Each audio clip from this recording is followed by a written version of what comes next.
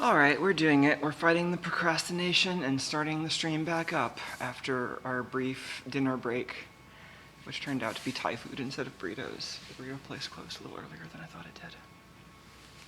Anyway, we're back. We've got the cat in the usual spot.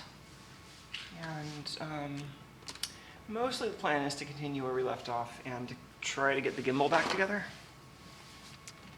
I did notice that on the way back from dinner, I checked the mail, and we've got a couple of things that might be stream related to open.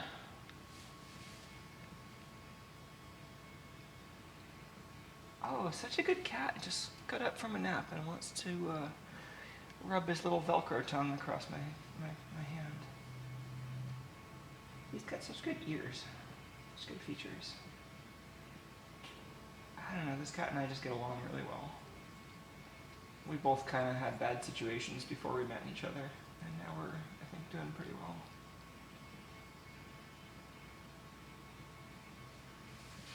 Good kitty. Alright. So, hey Tuco, which of these do you want to open first? These both look like something I ordered on eBay, probably related to this project. That one feels round and heavy, almost like it might be my rotation encoders for TucoCam, although I don't know that it's quite big enough for the rotation encoder, so that has me a little confused. And then this other one says connector on it. Hey Tuke, which one do you want to open first?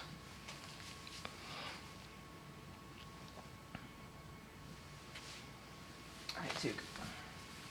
Let's try this one. Right place to be sitting. There we go. Now I can roughly see the monitor for framing the shot, and Tuco is hanging out here. Oh, you want to get down now? Right after I frame the shot? That's cool. That's totally cat-like of you. Well, maybe I'll take these to the desk then.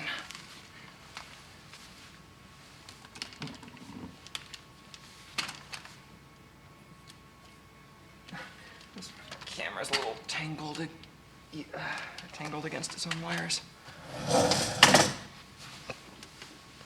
That's not the desk. It's a bad impersonation of deskness. I think I've got the same SD card in the camera. I'll keep using that. Alright, 2 boxes. Well, not boxes. Postage pouches, whatever you call these. You know, this one feels very encoder-ish. I'm going to open this one first, because I would really like to have the encoders for this project. But, I don't know. Oh, this is nothing like it. This is layout fluid. Okay, I'm glad I didn't put the knife too deep into this. Okay. If you haven't encountered this, this is a pretty awesome way of marking things on metal. You put this down, it's kind of like a thin layer of paint that you can then scribe lines onto. I haven't used this stuff in my own shop. I've only used it in other people's shops, so I realized I needed to have some around. Did that include like a brush? I think that's in the bottle. Okay. That wasn't really stream related, but okay. Then this couldn't be the encoders then, so I guess I'm still waiting on the encoders. What is this? The customs declaration said connector. Oh, is this one of the other coaxes I got for experimenting? I think it might be. I think this one just took a lot longer than the others. Through the packaging, it looks almost like this might have UFL connectors. I think I was just looking around for cheap coax and didn't really pay attention to how long the shipping was, and I figured that some of it would get here. Oh yeah, this is, these are SMA to high-rose UFL harnesses. I got a couple of these from a different vendor that arrived much faster, but it's good to have some of these in stock because I didn't have any of these around, and these are useful both as is and as pieces to cut in half and use for other purposes. Okay, well, that wasn't as awesome as I was hoping it would be. I really kind of wanted those encoders to see them in person, but that's fine. I won't turn my nose up at some RF hardware. Did we lose the cat? Where did our catness disappear to? Hey, kitty boy. Oh, geez, I think there's something in the packaging that's like itchy.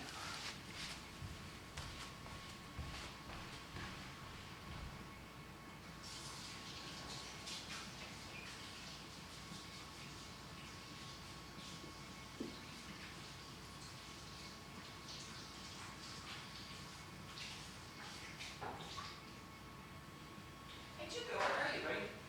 You go. Oh, there you are. Oh, do you want food? I think you're just hanging out. Okay.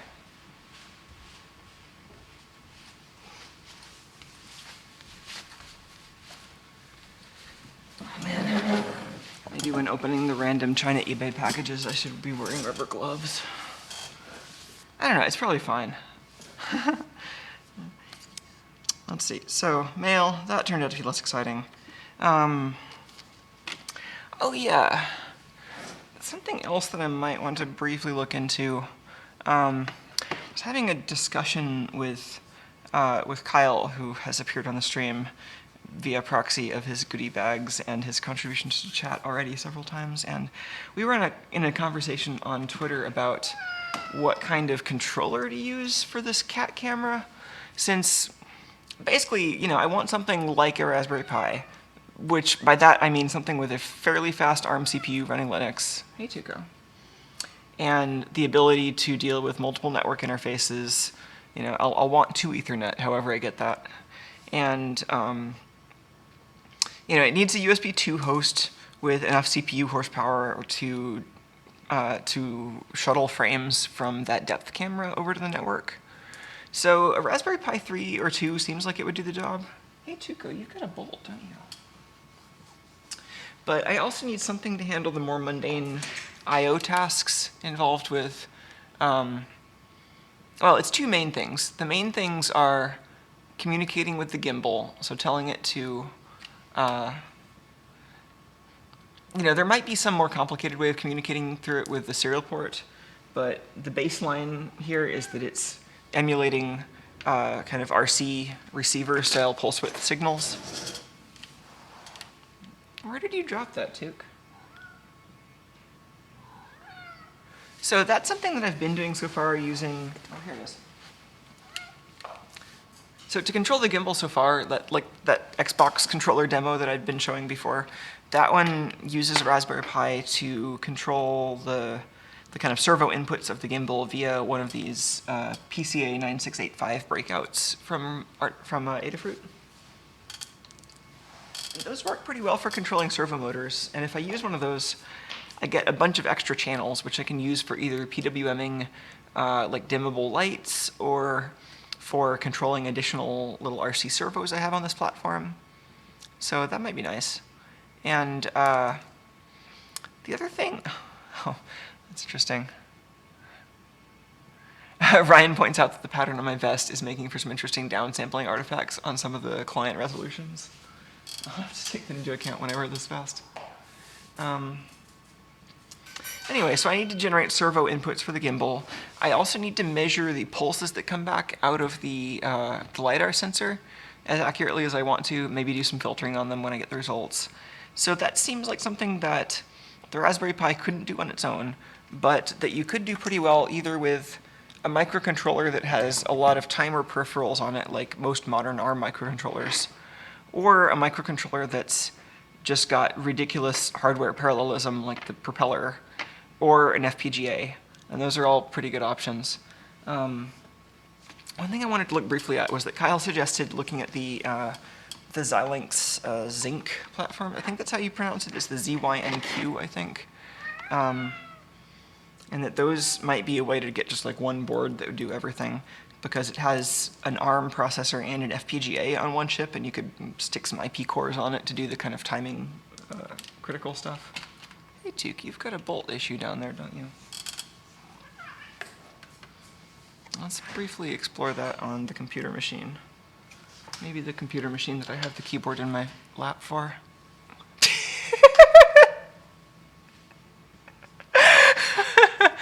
Oh man, this cat. Yeah, that's a story for a different time, but you should look into that. That's the Menel tiger, I think, as appears in the POC or GTFO zine. Anyway, that's something that I was looking at earlier. Let's see. We wanted. So basically, I want to know if there's like a Xilinx Zinc dev board that is a small size and not astronomically expensive. So I'm just kind of curious what is available. There's stuff from DigiKey, from Xilinx directly, which I don't know if they would have dev boards.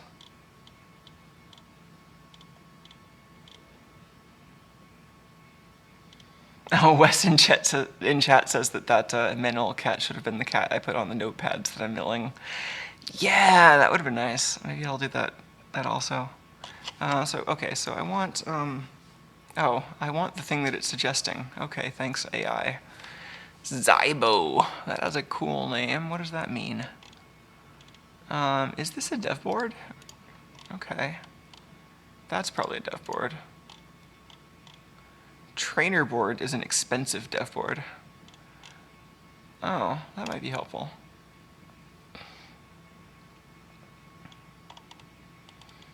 Oh, that's very helpful.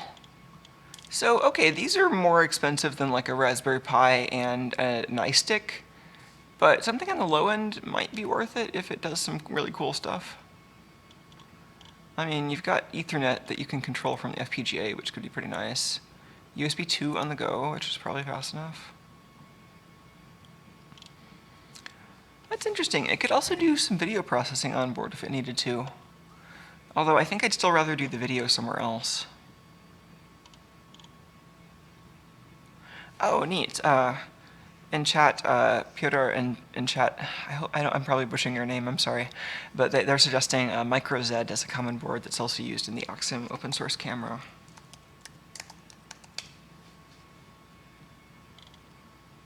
Z board, cool. Whoa, that's little. And that's like a high power ARM and an FPGA and like I/O and RAM, I assume. So this whole thing would basically be all the brains I need for my robot. So I'm curious about the actual size and price and I/O. Ooh. So that looks like a shielded mag jack for Ethernet, power supplies, RAM, system on chip, Ethernet PHY.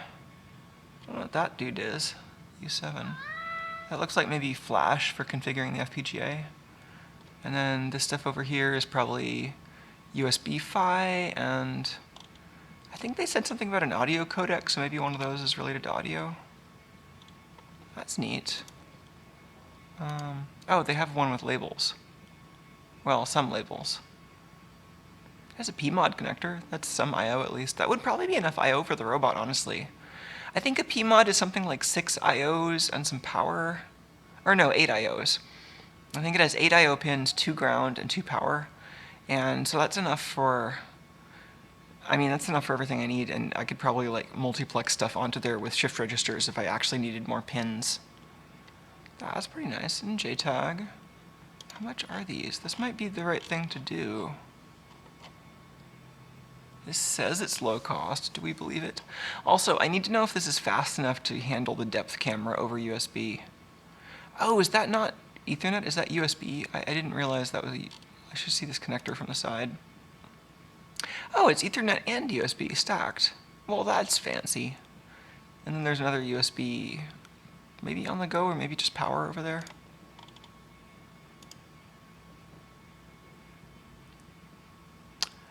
Yeah, that'd be a nice thing for our camera, huh? Well, and this would be an interesting platform to get familiar with because, I mean, in all of these projects, I always look for overlaps between things that are just fun to get implemented and things where I could use them as learning experiences.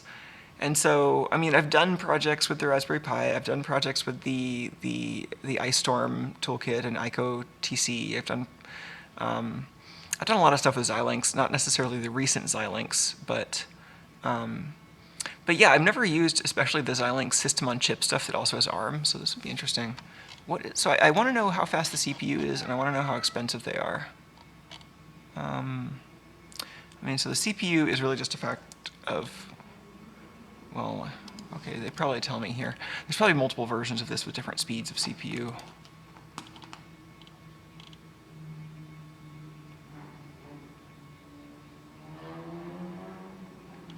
It has a UART. I guess one of those chips is a USB serial port. That's fine. It's probably convenient that way. Built-in oscillator.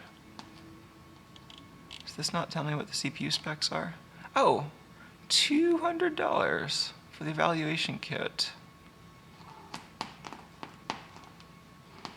It's a little more than I was hoping to spend for this, but it might be interesting. I'll keep that in mind. Maybe this is all I need. This looks like just the module, and this looks like the module and something to plug it into, so.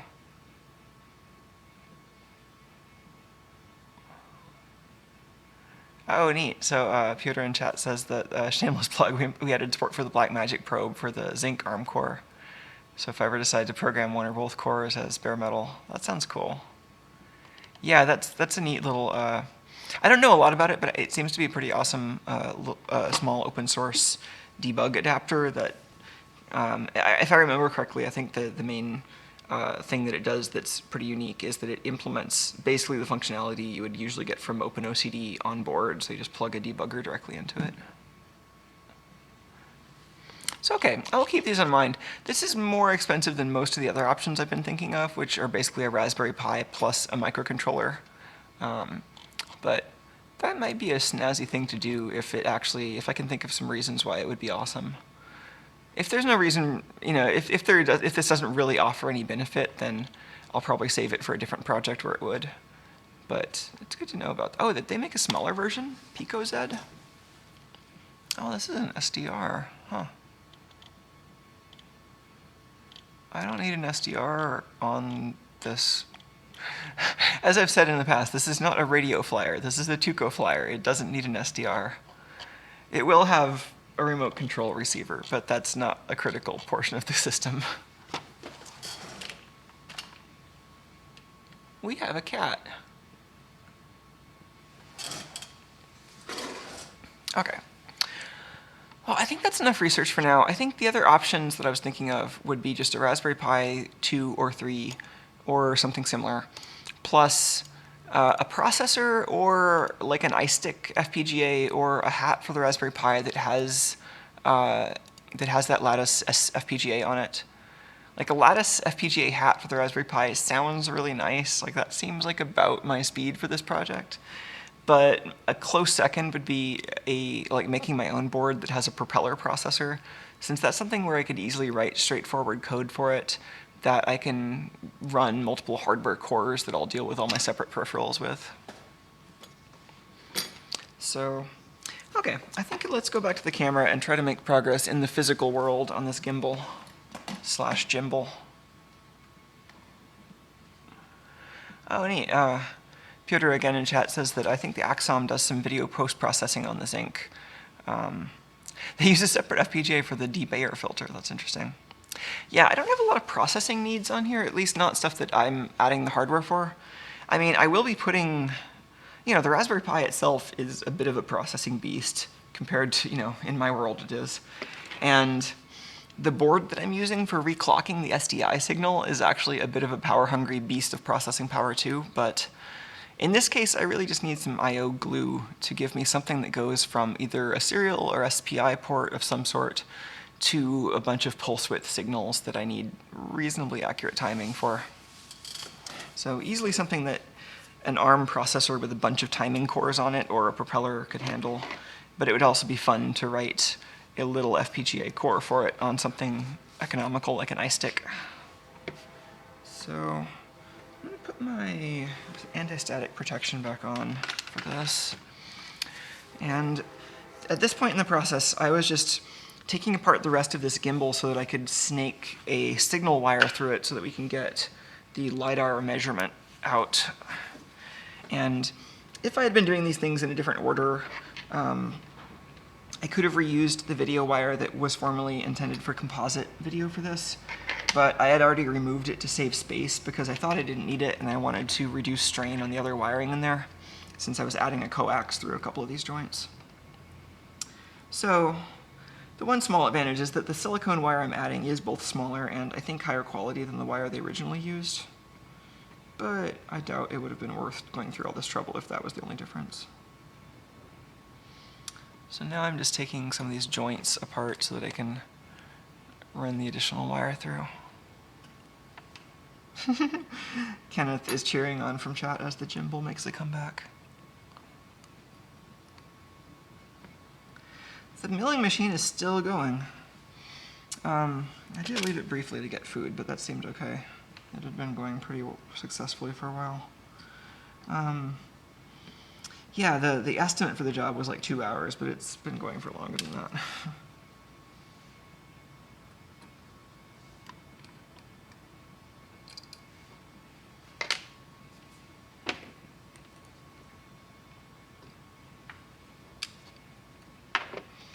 Alright, more little ribbon wires coming out.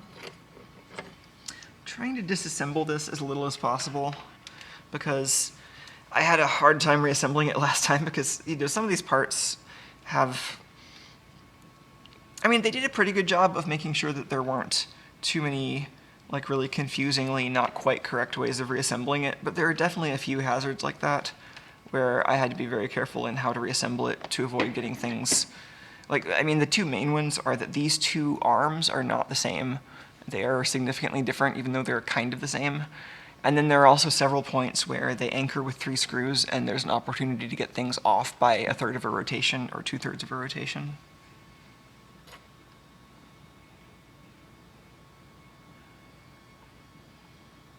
I think I need to take apart that joint before I can push this any further, really. And then this, I can also pretty easily take this board off of the top. So this is a structural mounting plate that also happens to be a circuit board that acts as a breakout for some of these connections. This connection in the middle is a, 6-pin connection, a wire harness connection that is basically the same format they use for all the interjoint connections in the gimbal. But then this board converts that into a few other connectors that folks find handy. So I can take that out for the moment. And I think it would be convenient to take these screws out. Separate this plate. I was worried about the screws all getting confused with each other, but actually it seems like mostly it was easy to identify which screws went where based on the shape and size of the surfaces involved, but it definitely strongly borders on extremely confusing. Oh, Tuco's wandering around in the kitchen. Maybe he's getting hungry.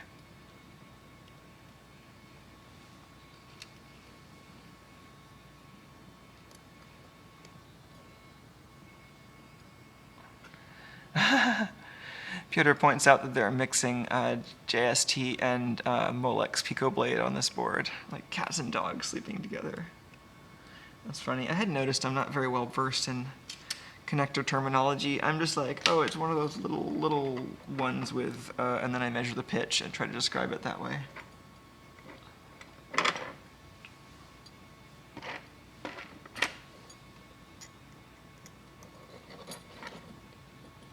Tuco, I see you.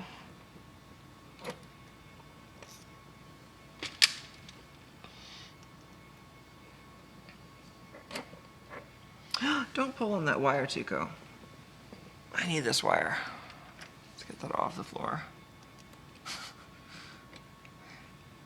He does like stuff like that.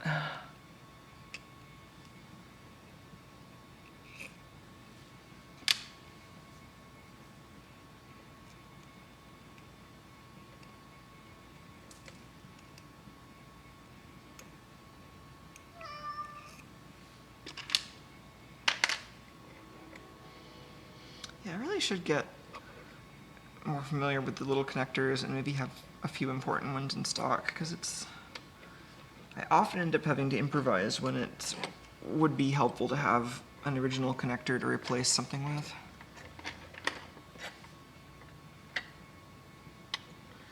Can I unplug this motor now? I think I can unplug this. Yeah.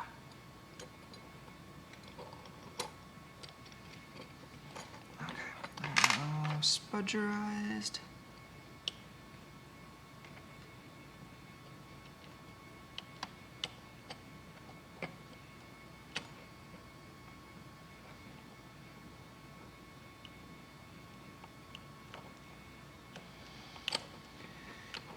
Notice that there's a wire removed on some of these connectors. That was the video wire that I didn't think I would need.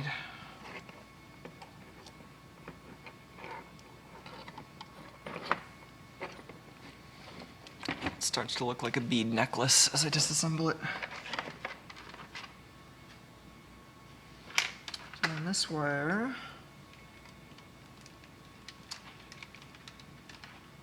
this goes through this bracket, through this bearing. I was really curious how the wiring would work before I had opened this. You know, I thought maybe there was some possibility they were using slip rings, but it was probably going to be like a little coiled up flat flex cable. But then it was neither, it was just the wire passing through the middle like this. It seems a little bit gross. It's much better than what that other gimbal, the really cheap one, was doing. That one was just running the wire along the outside of the arm, so it would flex a lot as the gimbal moves at all. But here the wire is just going to be kind of rotating, through the center of the axis as the gimbal moves, which is still going to wear it out eventually, but it does seem like it would be better on the wire than most other kinds of movement.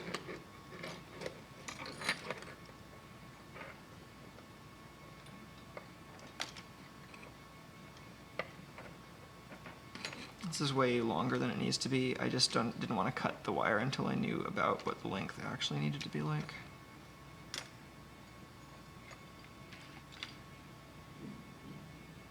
And the end of this will eventually need to go to whatever microcontroller FPGA contraption I have in this robot. But for now, I've thought about even just terminating it to this breakout board where the video input would usually go, or actually it wouldn't even need to go to the breakout board, it could go to the first joint. Yeah, okay, that's what I'll do. That's by far the cleanest solution. If I terminate it in the first joint to a PCB trace where that video signal normally would be, then I can just use its plug for the LiDAR sensor and it would be nice and clean.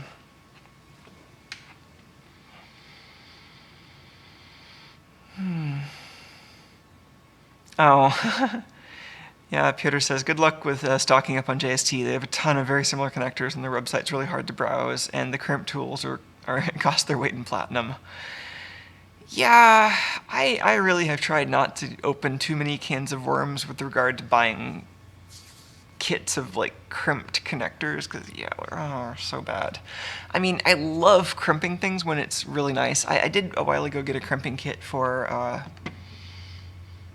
oh geez, now I'm spacing out in the name. They're the power connectors that are really common in for like radio gear for like 12 volts. They're like boxy red and black things usually. It'll come to me at some point, but basically I was using a bunch of those for like desert art installation kind of stuff and got a crimping kit, and oh man, I would still use those for anything that involves those kinds of power ratings, assuming my kit didn't end up stuck in their warehouse. I think I still have it.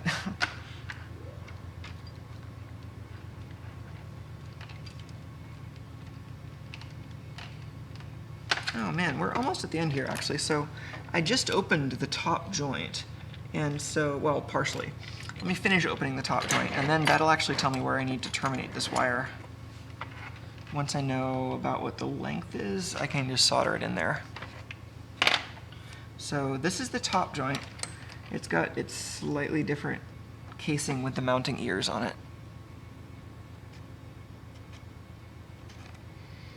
Oh, that sounds like it works. Kenneth was recounting their problem in identifying a connector and that sticking it on, or taking photos and sticking those in Stack Overflow ended up working.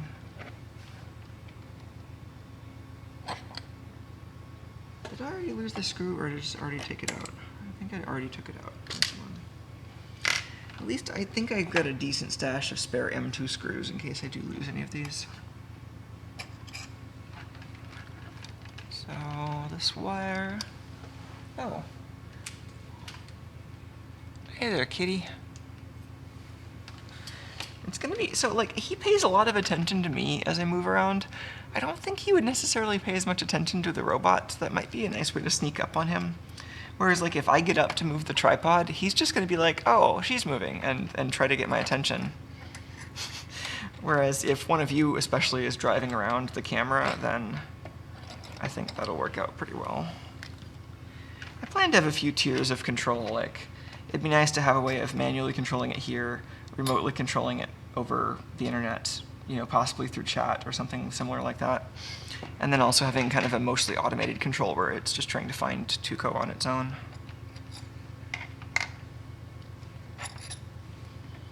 Alright, so the coax kind of continues on through here, and it'll actually escape through this little hole here once I reassemble it. But since I can terminate this to the video wire, I'm looking for my pin out that I made here.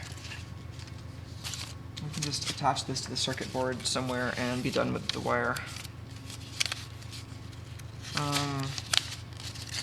I'm almost entirely sure it was the very top wire on the connector, but I did make a pin out somewhere here in my repository of sticky notes. Oh, here it is. Yeah. So 12 volt power in the middle, data on the bottom, some more data, and video. So we want that top pin.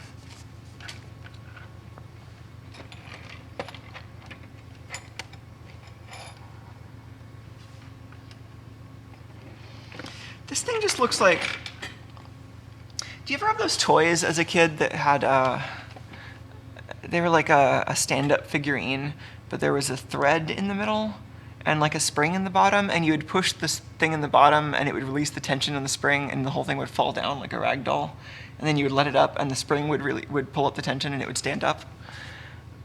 This gimbal looks pretty much like that. That was a lot of setup for something that may have not made any sense, but you know, such is life. So I think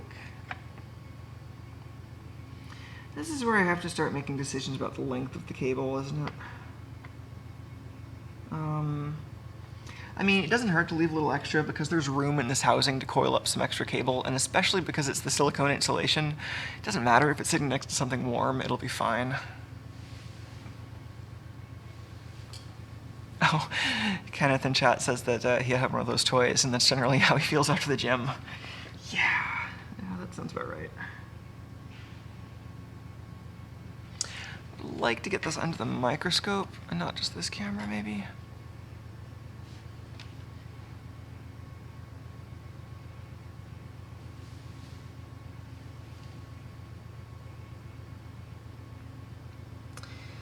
Well, there are really only two places to put this, and they're both kind of bad. I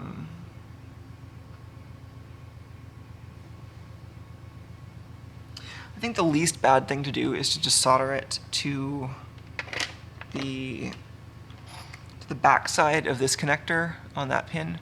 So the trace is kind of hard to see, and it's annoying to get this under the microscope right now, so I don't know if I'll bother. I've showed this under the microscope before. The trace here comes over here, snakes around, goes between those two pads that are exposed, then up to that pin. So really, I mean, my options are to solder it there, or to not bother and just run the wire out. I'm kind of tempted to do that, since then I don't have to decide about length just yet. Maybe I'll do that. Because that's not a wonderful option. I think I maybe just won't.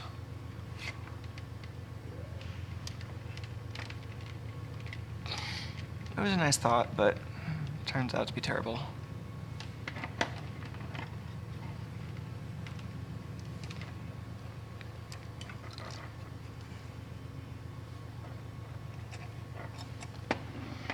anyway, now I think we can start reassembling this with the aim to get the wires all in the right place.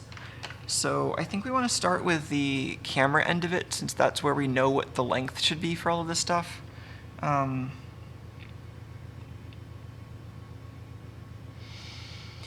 think that means I need to start soldering power wires onto this board too.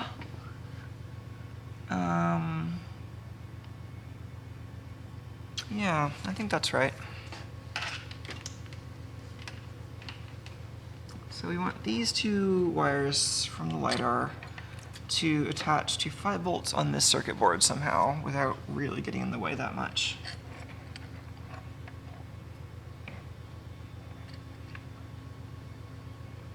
So this circuit board eventually ends up mounting basically inside that bracket with another aluminum cover over it. So this wire would eventually attach to there-ish. But I want some more slack so that I can actually maneuver this. So I think I want this to be roughly the same length as this wire. So where is this going to go to? This is going to go around there, which will, okay, leave me about that much room. And maybe a little bit more because this wire is harder to work with than that one. Probably going to have to make some kind of cover for the back of the camera just to keep the wires inside, which might be annoying.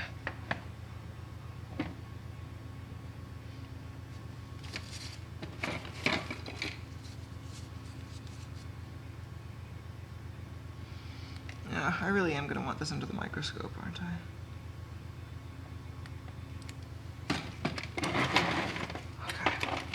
Microscope room. What a mess. This gimbal just turned into such a mess when it's disassembled. It just becomes a pile of circuitry that they're all interconnected.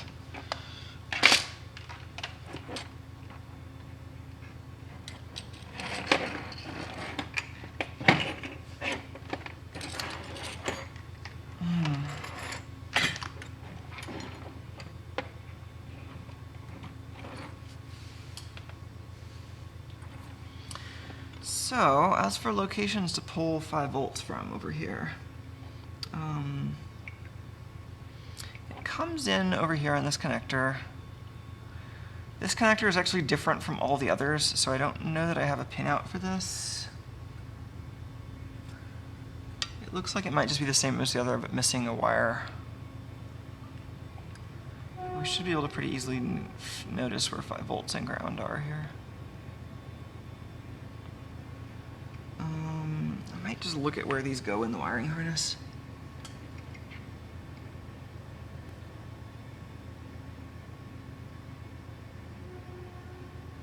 I think red is ground. Why is red ground?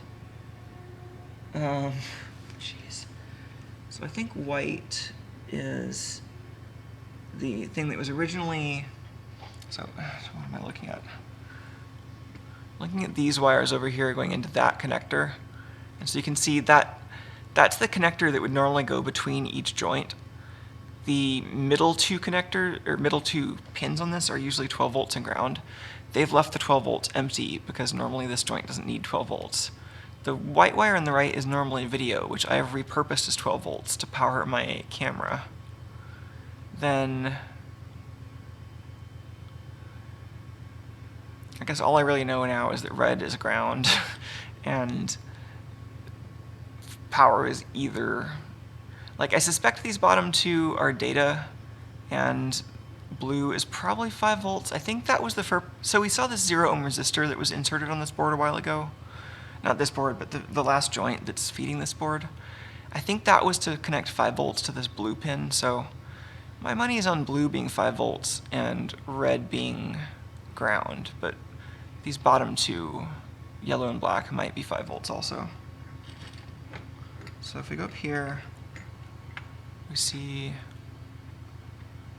I think blue is going to be 5 volts and red is going to be ground. that mean the top one is video, which ends up kind of snaking over to the other connector? Where does that plug in? Right over here.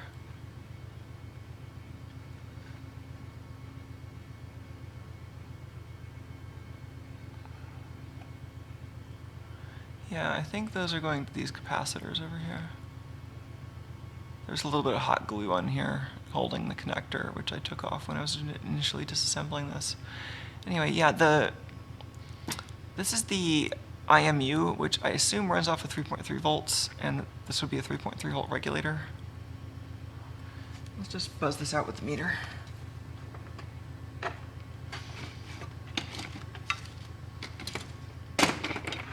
like to find the sturdiest place I can to attach these wires. I also don't have much room in here because like there's a metal cap that has to go right on here.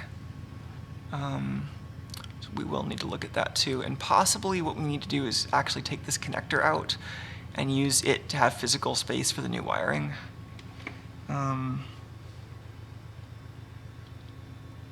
Let's see, I'm going to replug this connector.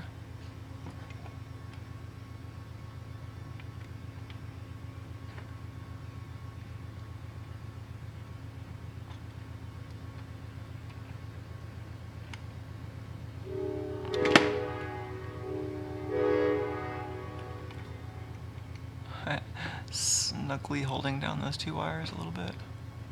So, coax and LiDAR, and then I think those really, because like, it was hard to get even just the coax through here. I had to plan for that. I don't know, most of this is empty, but there just isn't a lot of total space to do it. Because there's like a screw pillar that wants to go down right there. So, like for example, that needs to really stay to the side of the screw pillar. Can it just hang out above that connector? I don't know.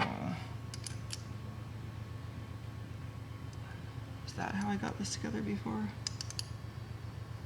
I think so. Oh, okay. Yeah, I think there's actually enough room in there that I don't have to take the connector off. Is that fully seated?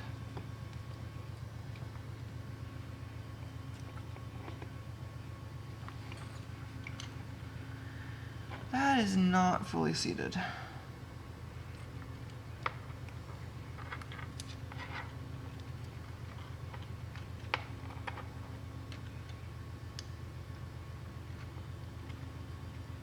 Okay, yeah, there is not room above the connector. I have to move it to the side of the connector and avoid the pillars.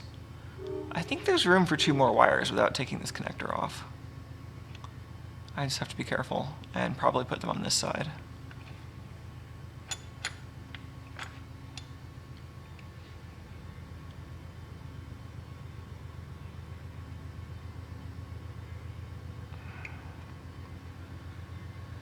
So, preferring to route on this side, where would I find 5 volts? That's probably going to be 3.3. That's probably like output filtering or something. I don't know what those 2 capacitors are for. Unless maybe those are... Yeah, I don't know, that's probably something the chip wanted and is connected externally. I think we need to snake the wire around this way and then attach it near these capacitors or this regulator. Possibly near the regulator, since I think, I don't know, I've just had trouble with soldering wires that would put mechanical stress on capacitors, causing the plating on the capacitors to just break off after stress. So I think the chip can probably handle that a little bit better.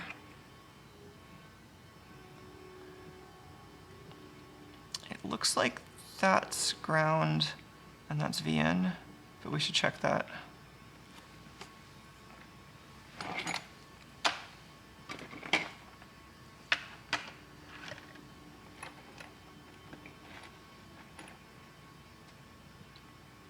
So, red is ground.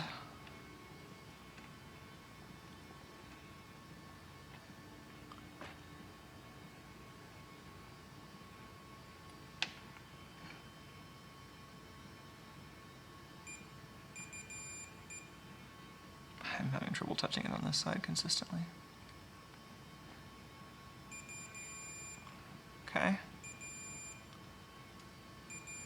That's what you would expect. And we discovered that blue is plus 5.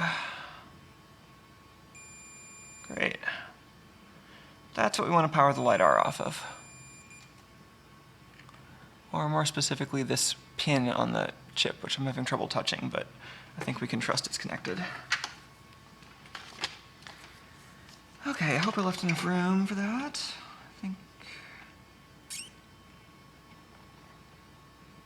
I think I'll be fine. Start out by tinning these.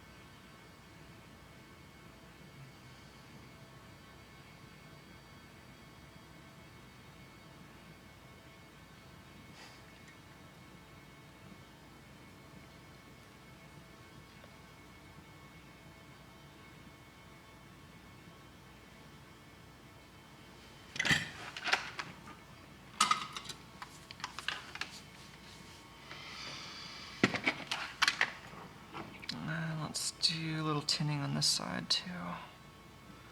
Is there anything I have that'll clamp this safely? Maybe the stick vise will hold it. Also, just really don't want to damage these tiny coax cables while I'm doing all this.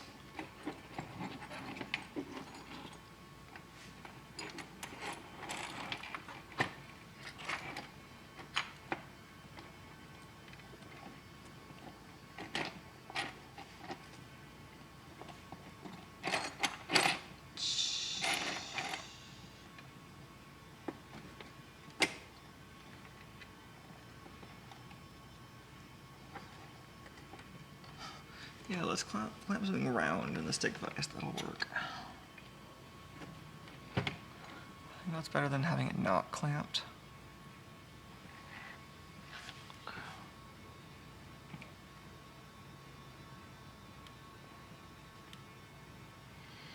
I mean, if I did this more often, I would have custom jaws for it, but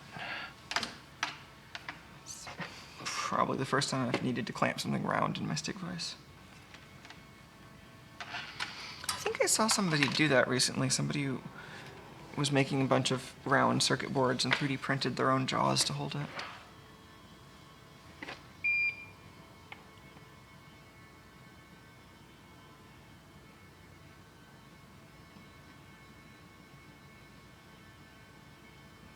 Hey there, ground plane. How are you doing, ground plane? Oh, let's not short that capacitor. This whole thing needs more flux.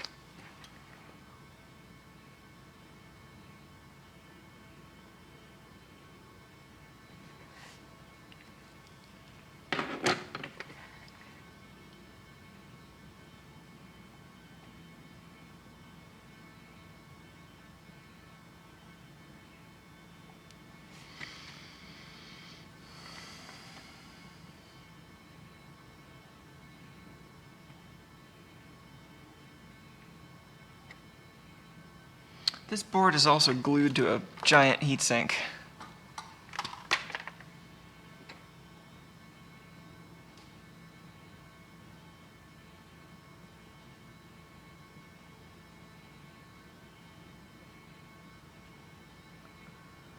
There we go. Stop that. I mean, I guess it isn't a problem if those two short. Alright. And these wires will help heatsink the 3.3 regulator.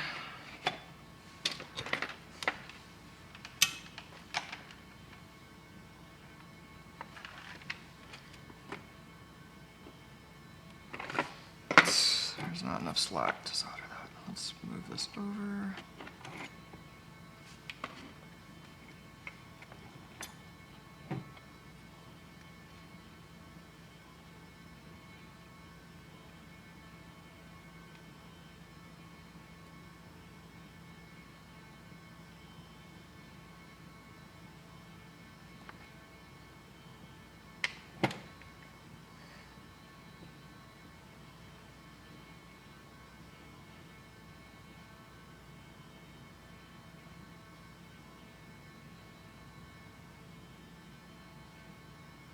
Start with that and then bend the wire over sharply.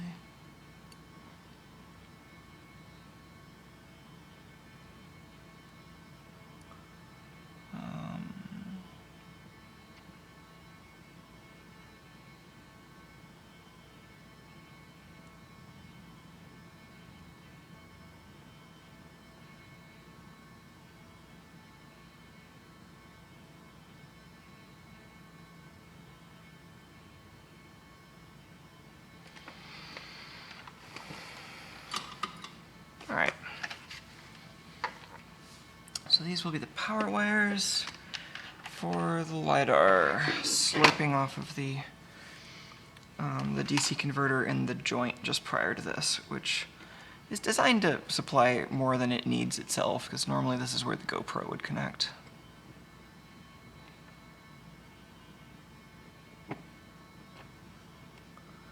So this might be about all the electronics modification. I mean, we just have to put this together and then clean up the wiring a bit, and then actually solder the 12 volts to the... Yeah, so I guess we still need to attach 12 volts to the camera. But I want to do that after I reassemble this part of the joint.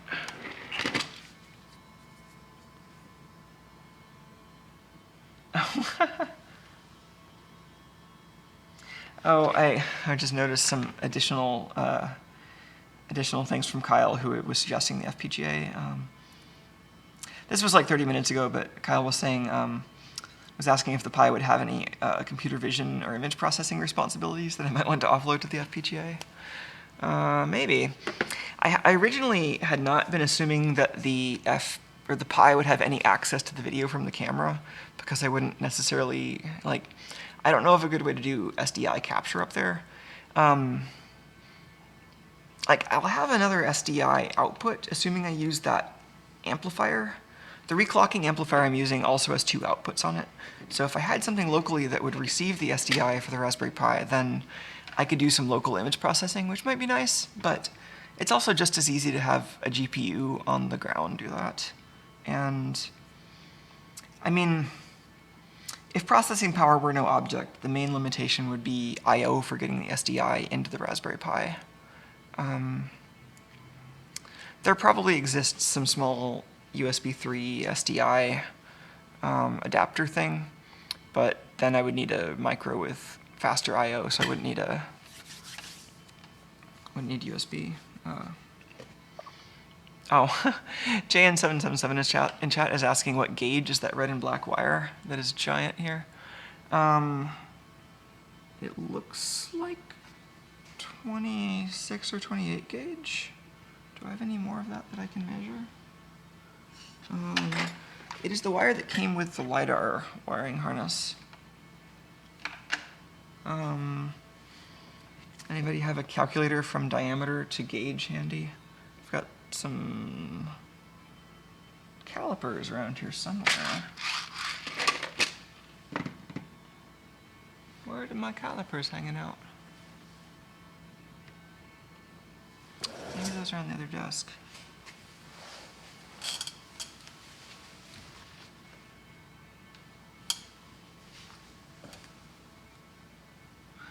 No, I'm pretty sure my calipers are in this particular mess.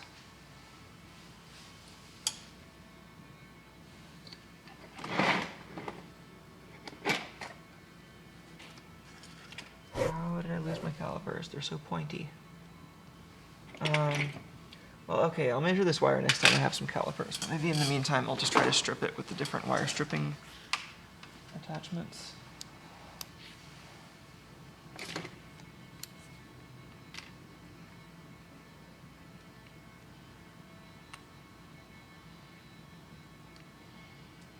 Oh, does it say on the side?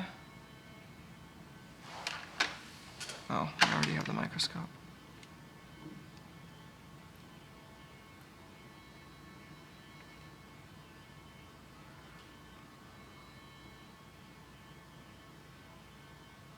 Did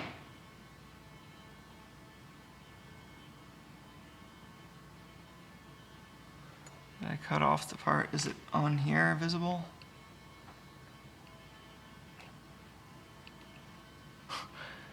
I don't know if, AWG. Tweezers. 26. All right.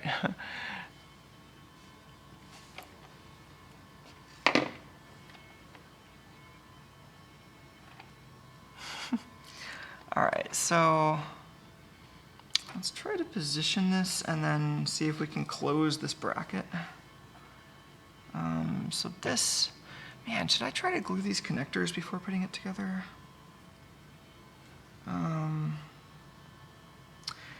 Oh, you know, so it was originally put together with some silicone adhesive. I don't have anything quite like that, I was thinking. But then I realized, actually, I do. E6000 should probably work just as well for that. So maybe I'll just put a tiny dab of E6000 on this as I reassemble it so it doesn't vibrate itself apart. I'll go get a tube of that.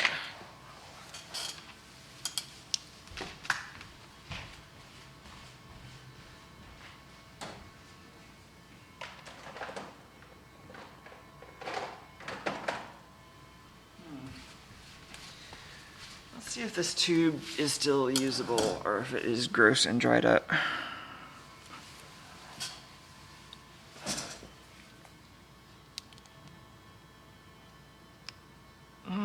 It might be both. Usable and gross. Actually, maybe not.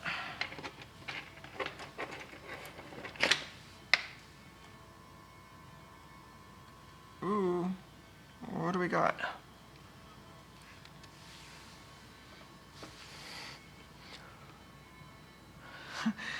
We have mucus. Okay. Yeah, this is still usable. It is gross and totally fine. Can I put a tiny amount of that on here without getting it everywhere? This stuff is also pretty easy to peel off when you don't want it anymore, but it will keep the connector from vibrating itself apart. And they originally were using silicone for this in the manufactured assembly.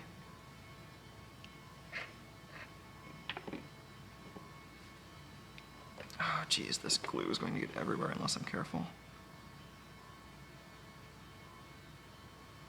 It'll probably get everywhere even if I am careful, but I can try.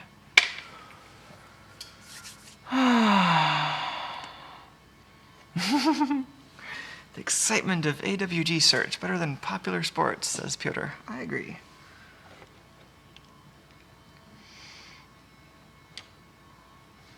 Let's see, what do I use for bending this?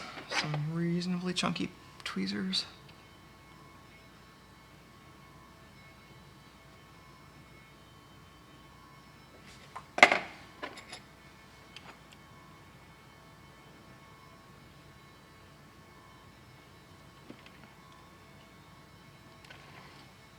I want to try to give this a decent turn. Oh, that was not a good position, was it? I just want to get it around where this anchor has to go.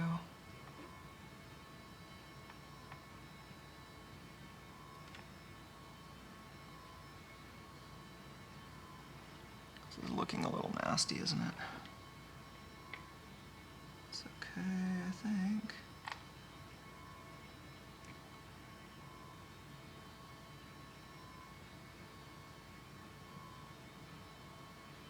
I think that's what I wanted.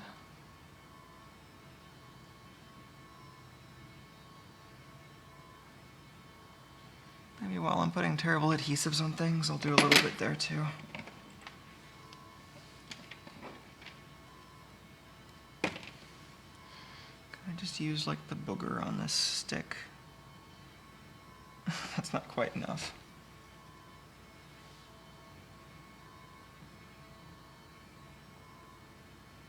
That is too much and not in the right place. Let's not. I don't think that's going to help. Well, unless I can get a tiny bit on there.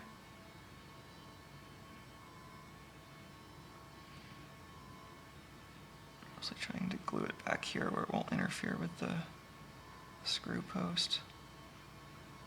I think that glue might flow into approximately the right place before it cures. I don't really want to put any more than that on there. Okay, then on this side we have another connector. This one will have 12 volts. This one was not glued in the original design because this one was user installed. I guess I might as well glue it a little bit if I'm going to glue all the connectors.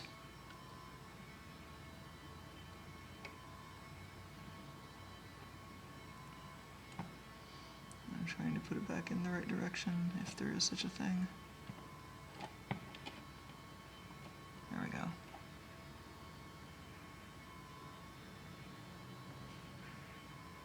That is all the way on? All right.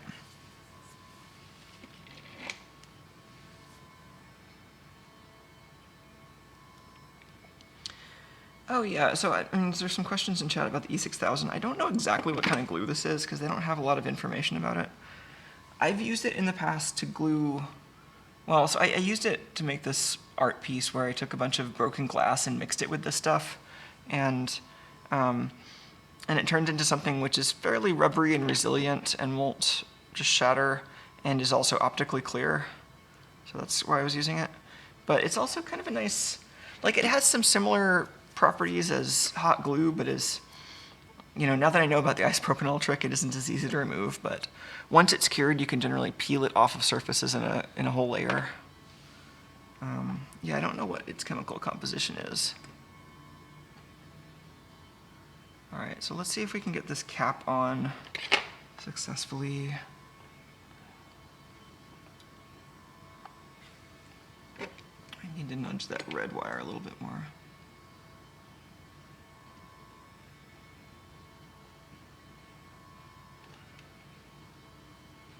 Yeah, this wire does seem pretty big compared to everything else I've been using. I'm glad I had that 30 gauge for the signal wire, but granted, this doesn't have to go very far.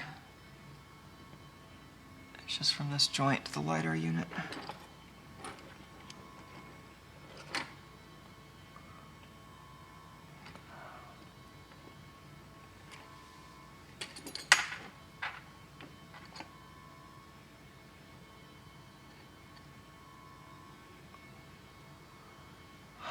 Start out with these above the connector maybe, and then move them below.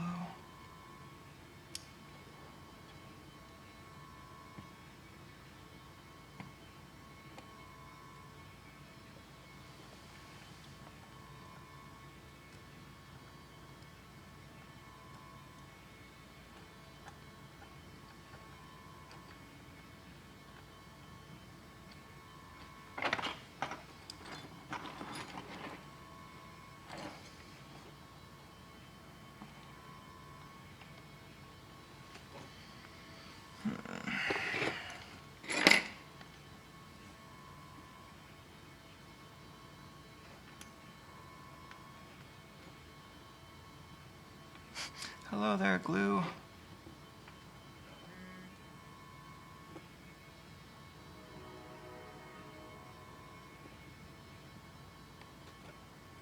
Oh, that is really close. Where is it getting stuck?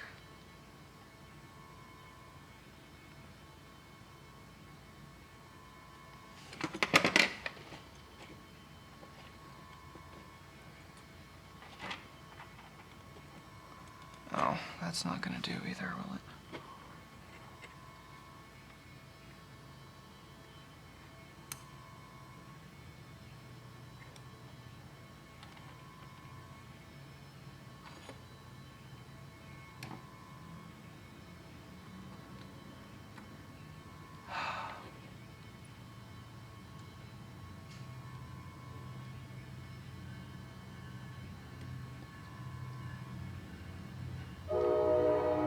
Ah, there's the problem. What do I have that's small enough to fix that?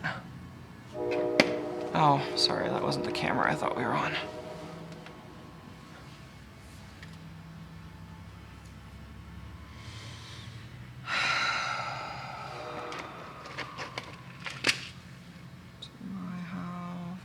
that. That is huge.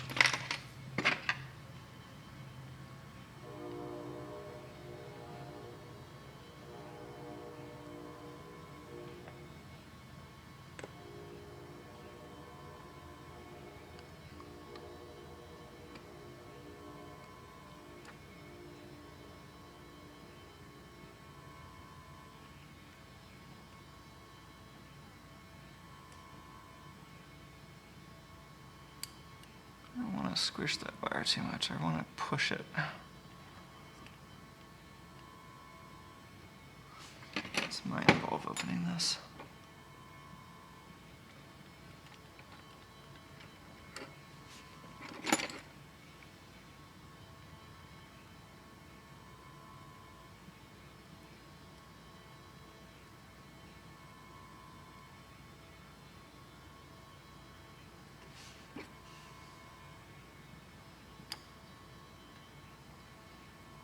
That's where I want it to hang out. And then not there, but there. And what's going on over here?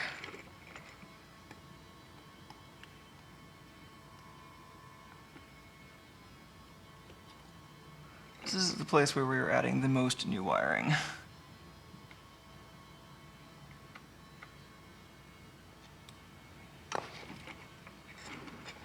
Where's that even getting stuck?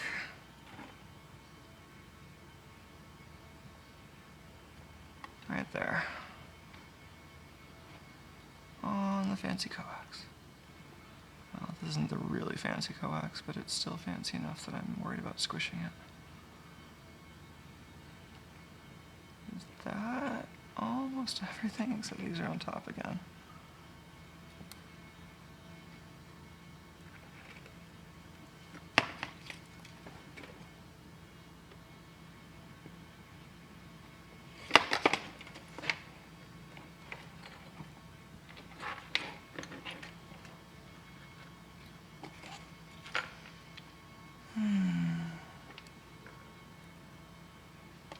Oh, that really feels like it should fit. Why is it not fitting?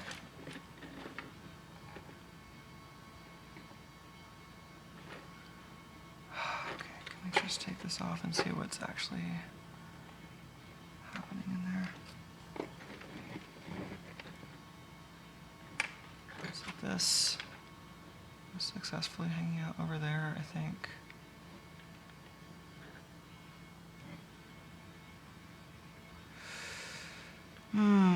That probably needs to be put on very carefully.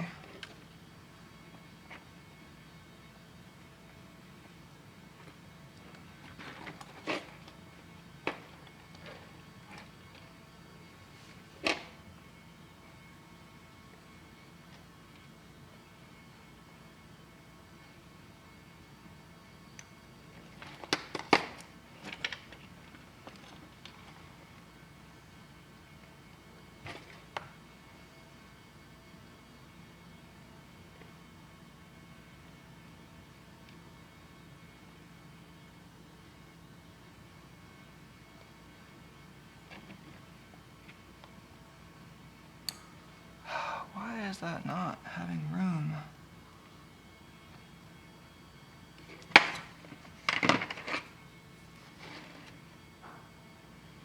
Come on. You totally have room, you just need to stay there.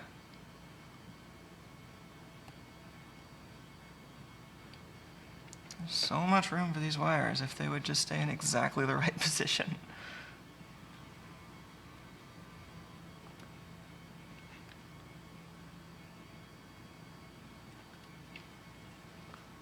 Oh, is that on this side and not on that side now?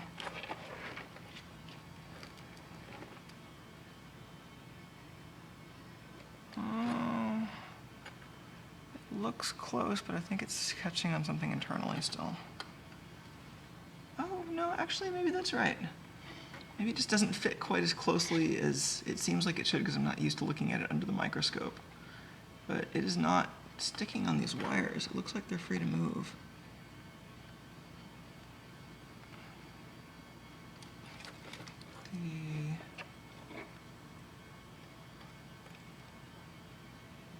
Yeah, the coax and the 30 gauge for the LiDAR move freely, and the other wires seem like they're attached to the board like they should. Okay, let's put the screws in this bracket and never open it again.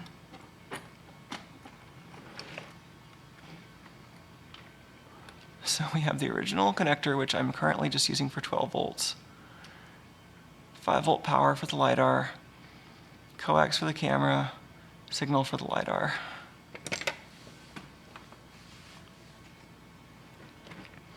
This camera angle is not optimal, but I really need to get the screws in here before fussing with the camera.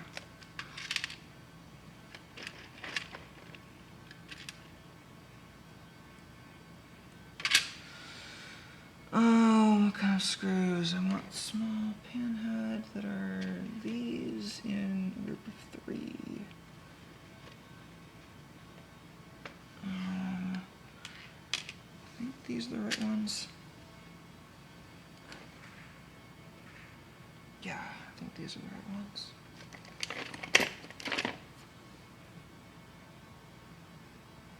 This is the wrong screwdriver, isn't it?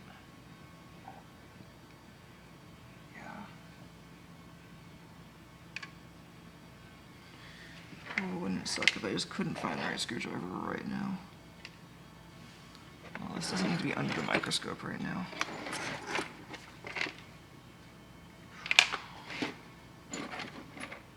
Where is the screwdriver? There it is, the little silver one.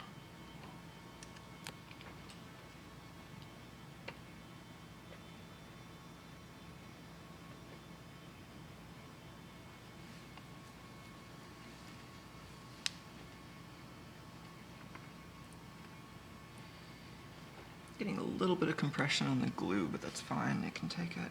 And it's good to do this while the glue is wet, and if that's the case.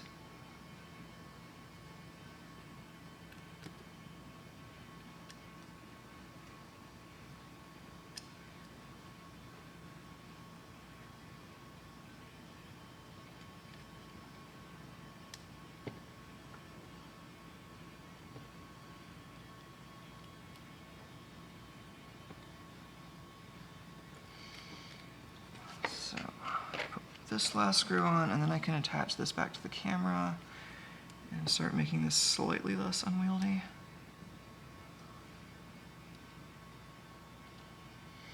This might be a good time to do the soldering on the camera before I put the rest of the gimbal on here, such that it's in the way.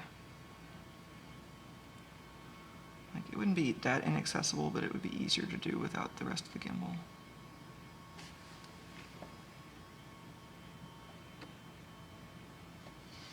This bottom screw looks like it's a little bit longer than the rest. Maybe it's just got a slightly less good countersink.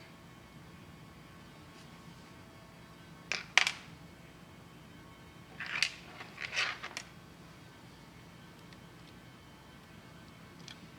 don't know if it matters. I'm going to see if I have a different screw that fits this hole slightly better.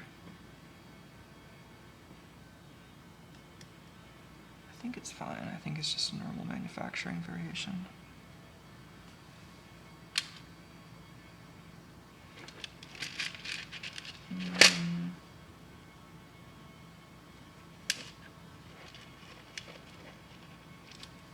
This one might be a better fit.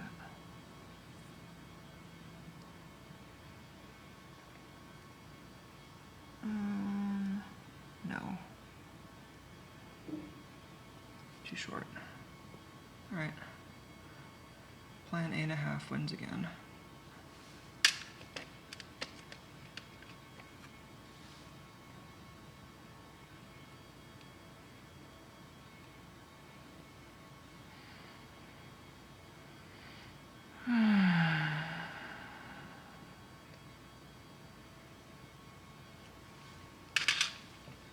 Okay, that feels good. Now I'll adjust the camera. Alright. That was a little nerve-wracking. I think that might be the most annoying part of assembling the gimbal.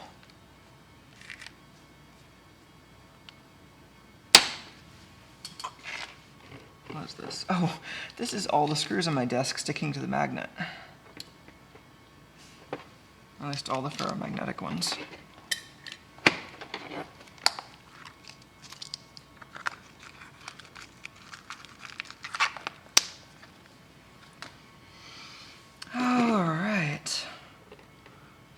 this goes in the hole.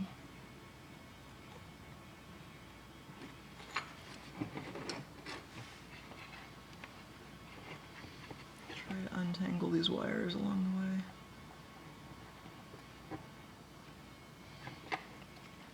Alright, and then secures down with some more of these M2 bolts.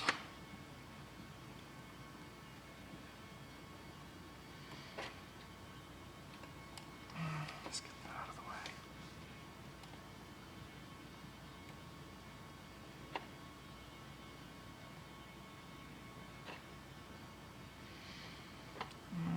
We might also still have some leeway to move the, can we still move the 30 gauge wire, or is that pretty much stuck?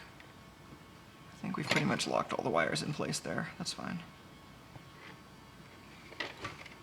So we've got this much slack, which we can compress under there somehow gracefully.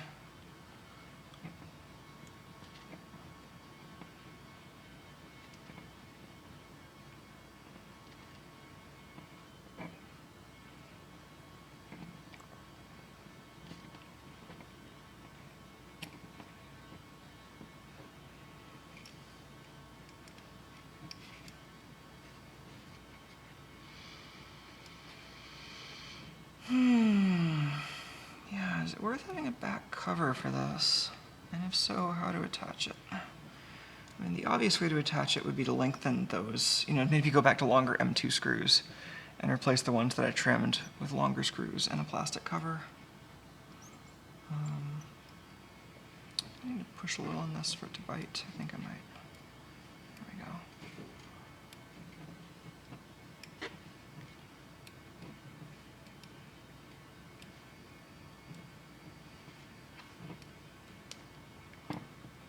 Is this one going? Hello, screw.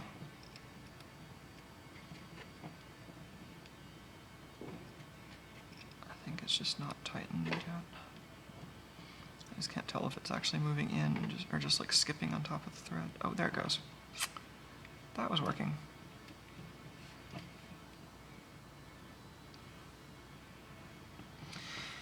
Yeah, that feels nice and solid. This is I think this bracket is going to do its job. Now the tool is stuck.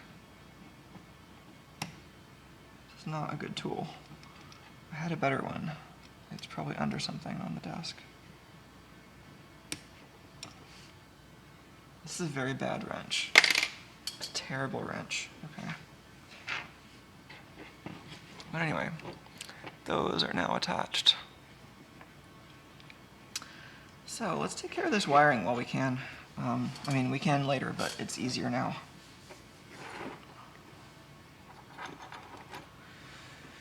All right, time to raise the microscope.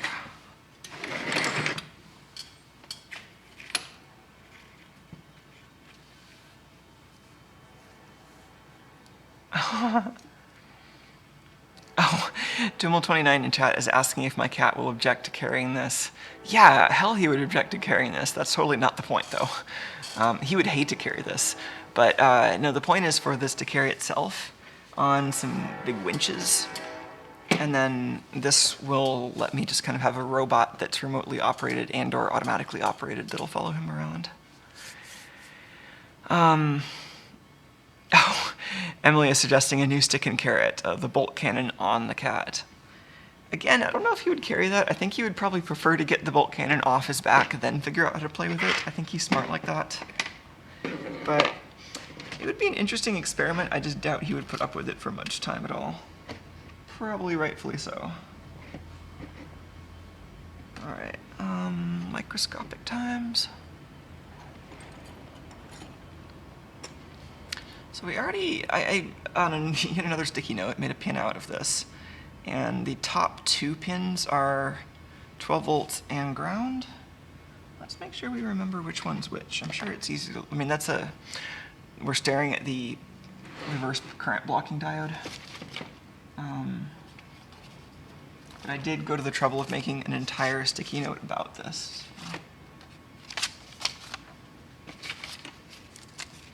Man, I'm looking forward to having my copy of DaveCAD once I finish cracking it.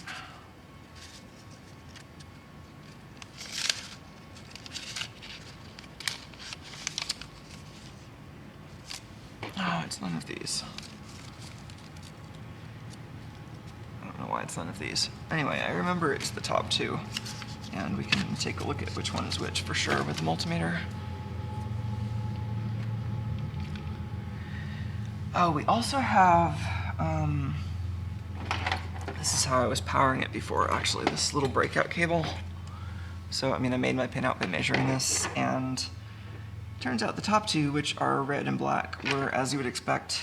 So the first one, red, is plus 12, then we have black. So on the microscope, the right one is 12 volts, and then the one just to the left of it is ground. And I want to leave that connector in place, but then attach power elsewhere.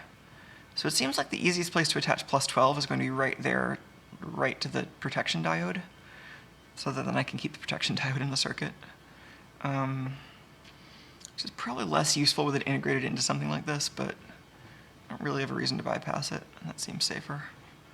And it's probably easier to get ground somewhere totally different. So let's look for a good ground, like maybe over here. Maybe scrape off some of that ground plane, or some of the solder mask over that ground plane. Yeah, I mean, there's also stuff like these pads, some of those might be grounded. That one. That might be a good spot for ground. Is that like a case ground versus signal ground thing that we're seeing? Either way, not a good place for power. Okay, well I think this is what we want. Let's make sure that is still the same ground. But if I remember right from my pinout, that bottom pin was the ground used by the little joystick controller thing. So I think this is what we want. Let's just do a couple of quick beep tests. So this one. Oh yeah, that's also the shield over here. And this diode. Oh, I'm also touching... Oh, I'm touching the aluminum case, and that's also grounded. Is it grounded well? Yeah, it's grounded pretty well. Okay. It's probably good to know. I hope the Gimbal's okay with that. It seems like it should be. Okay, well that's the plan then. Let's scrape some solder mask, do some soldering. I should also remind myself which of these wires coming in is ground and which is power. I think the easiest reference point I have is that the exposed solder on the gimbal here is 12 volts, where I bridged it.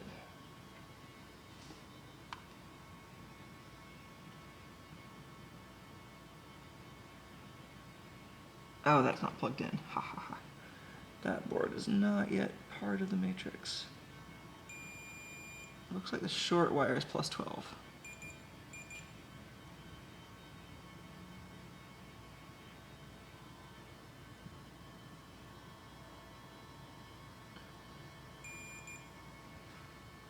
Oh, or am I wrong?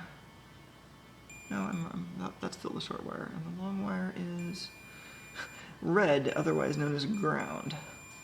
Great. The long wire is ground. How long do I need to cut these to?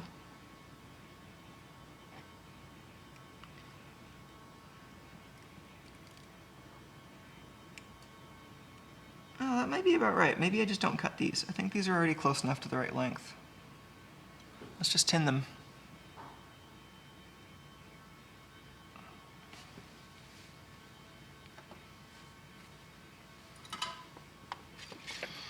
So I think I'm going to kind of keep these together as a little bundle, and then this one will break out and go over to the left, so the wire length as it is actually probably fine.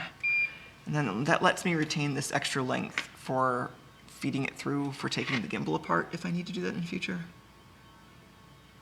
Oh, let's actually, though, make this wire a little nicer before I tin it.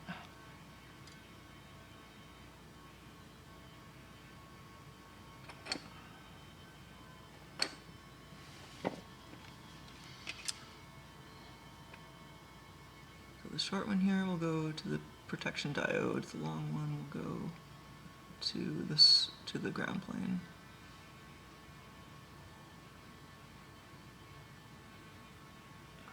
This wire insulation is very low temperature. It is melting extremely easily. So I'm gonna have to be careful with that. This is the wire that came with the gimbal for attaching your GoPro, so I expected it to be not so great. Just like accessory wire for a random product. Probably not going to be designed for temperature resistance when it's crimped on both ends, you know. So then that's the other end.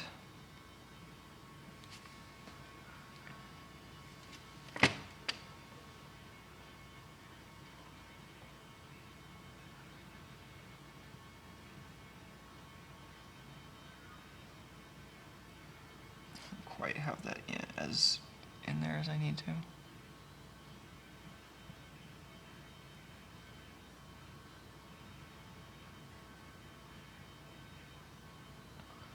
Let's try this again with a better angle. That was a bad angle. That was a terrible angle. This is a better angle. I just needed to hold it in my other hand.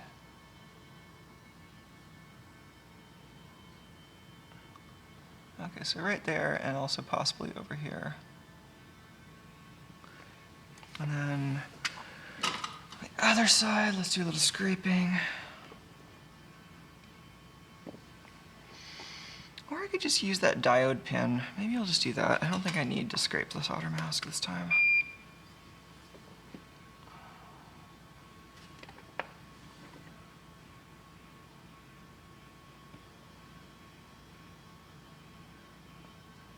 Also a bit of a weird angle, but it should be fine.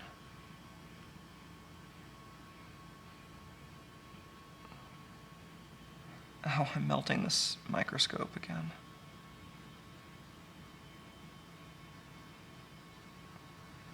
Go gadget ground plane.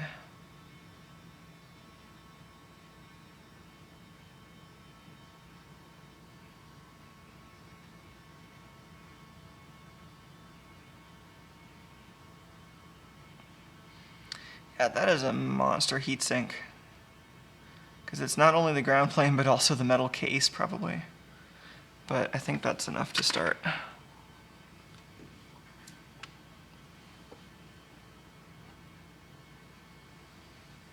All right.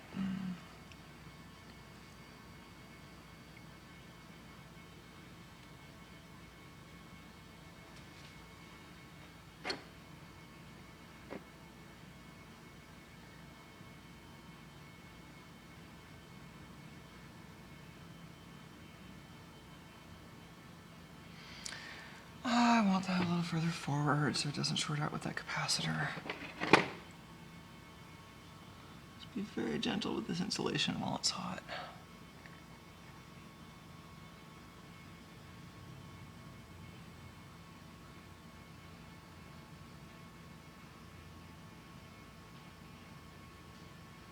Oh, it's already coming apart. Shit.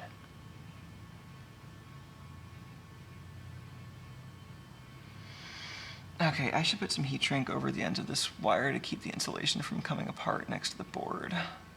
Otherwise, I'm going to risk shorting stuff out.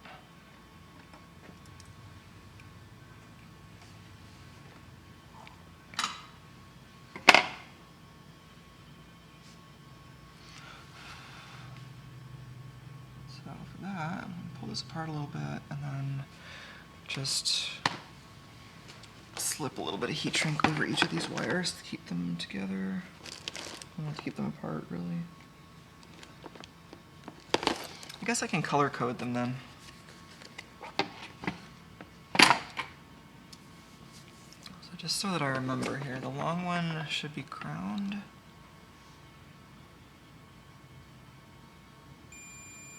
Yeah. Short one is plus 12.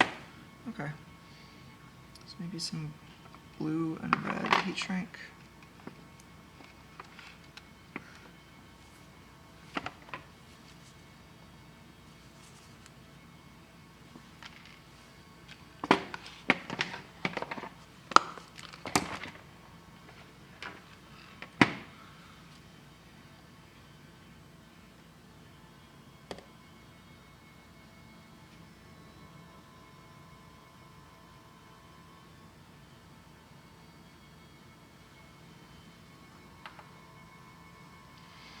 like putting on socks, but they're different colors.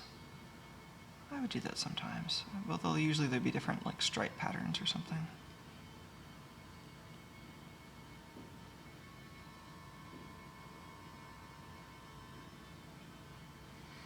Heterochromic feet.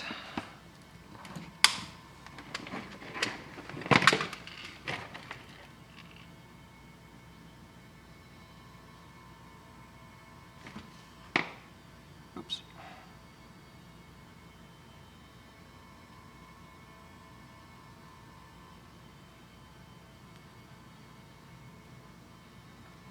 Okay. That should help this not become a terrible shorted problem.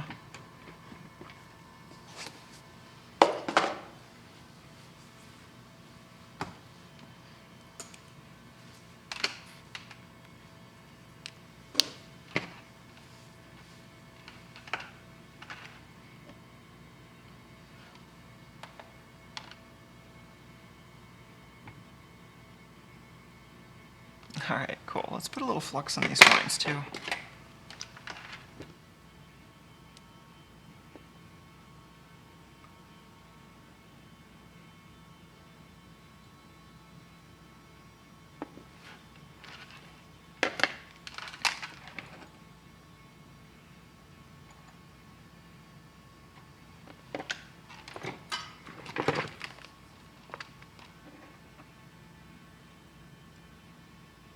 Oh, this is a little precarious and hard to balance.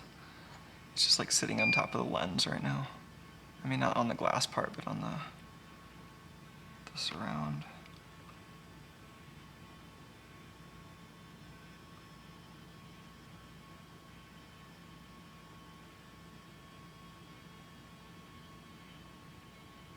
So I can use that too if I want.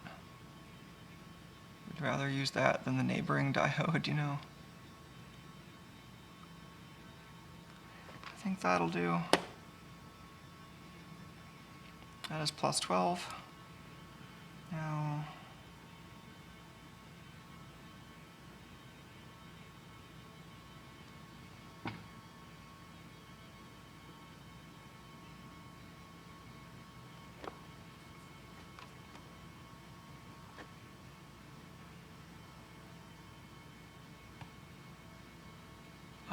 heat sink city.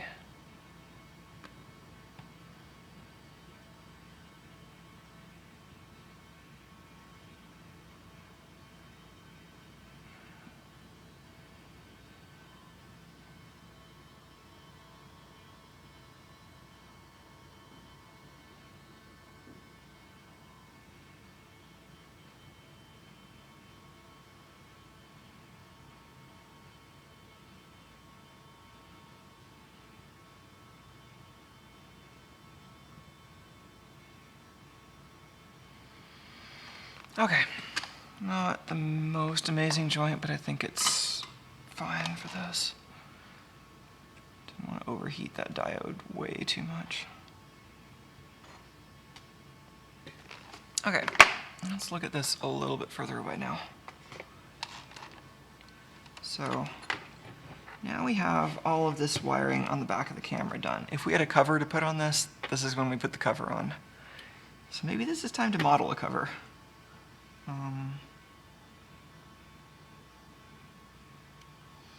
I mean, I basically just want to kind of curl the wiring down in here to keep it away from the moving parts in the gimbal that'll be right above this. And so that could just be a really lightweight 3D printed part that could go on here with more M2 screws. So I want to do that. I might do that soon. First I want to reassemble this gimbal so that it's not such a pile of mess on my desk. But this may be something I want to do tonight also if I have the energy.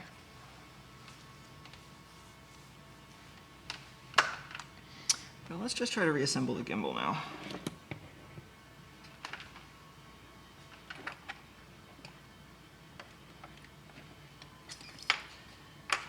Okay, how does that even work?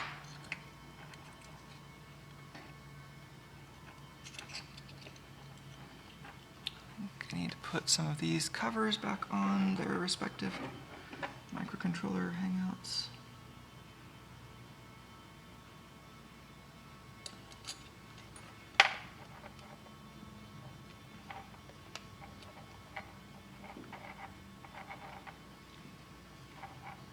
I think maybe the next step is actually the sticker that goes over this wiring. As I'm finding myself kind of putting the wiring back into its home.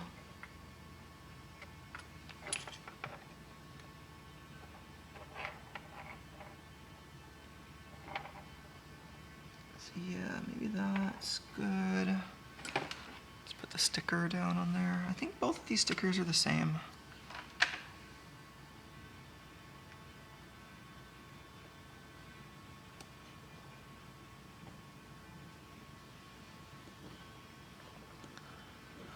So then the wire is going through that channel.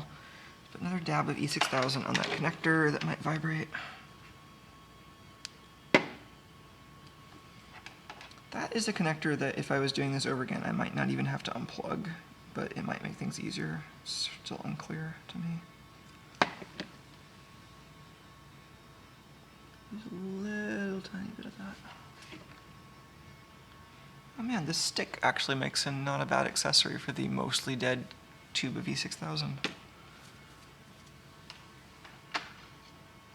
Alright, so now this goes on top.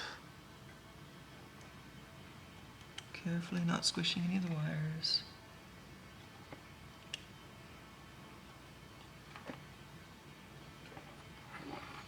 Great, and then 2 screws into that part of the gimbal. Those are button head,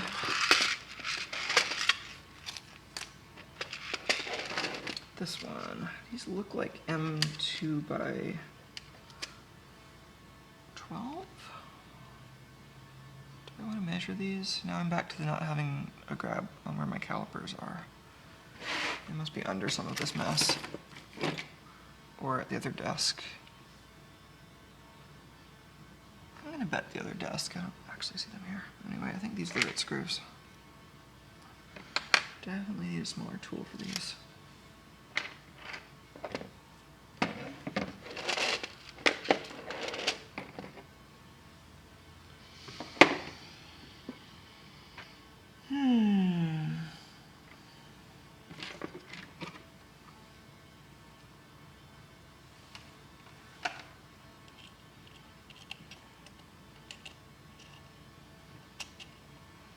Yeah, that fits nicely.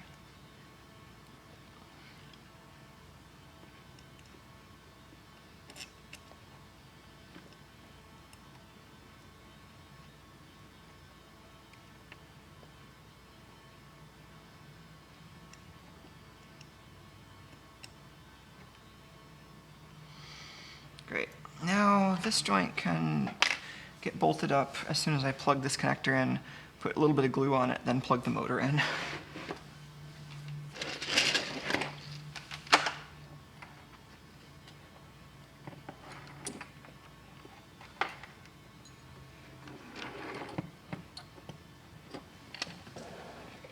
Oh geez, doing this with the camera in the way might be really annoying. Let's move the camera.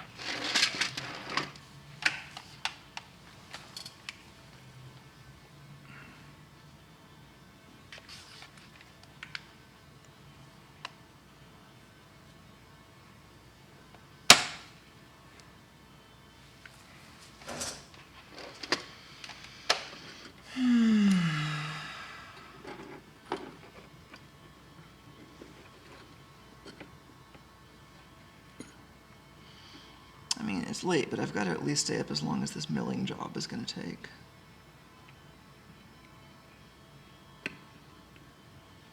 So maybe I will have time to design a wire cover for this. That would be nice.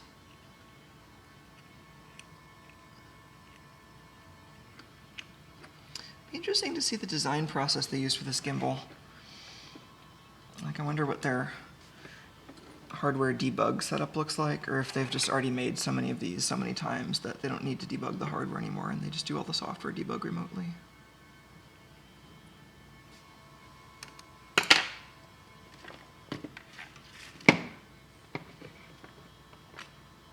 Oh, come on.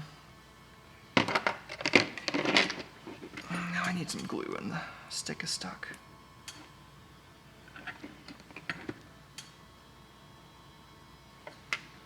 There we go.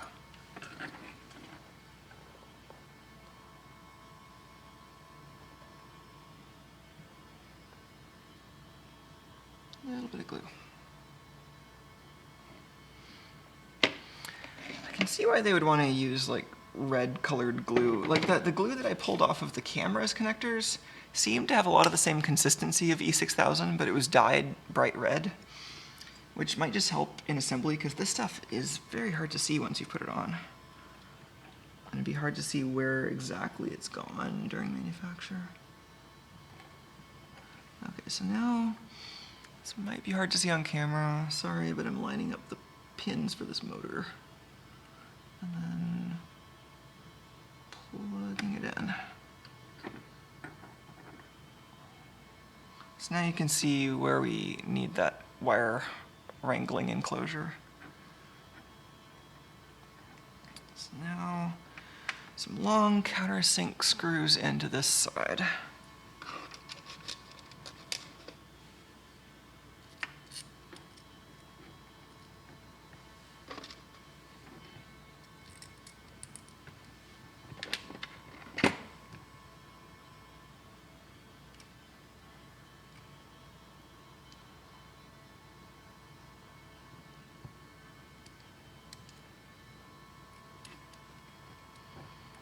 It's really annoying to put this all together and then find out that I don't have signal from the LiDAR.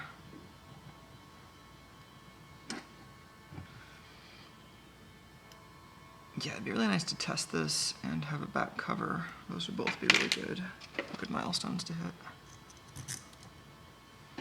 I don't know if that'll happen tonight, but maybe.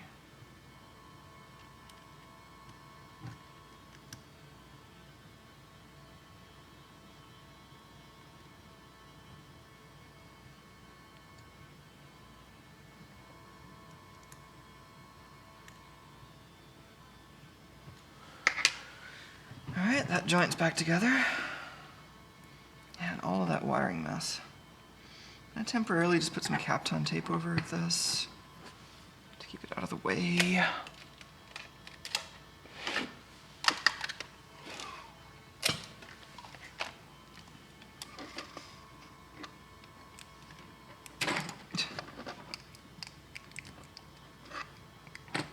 Oh, that's a good look. It can just stay like that, right? It's not terrible, actually.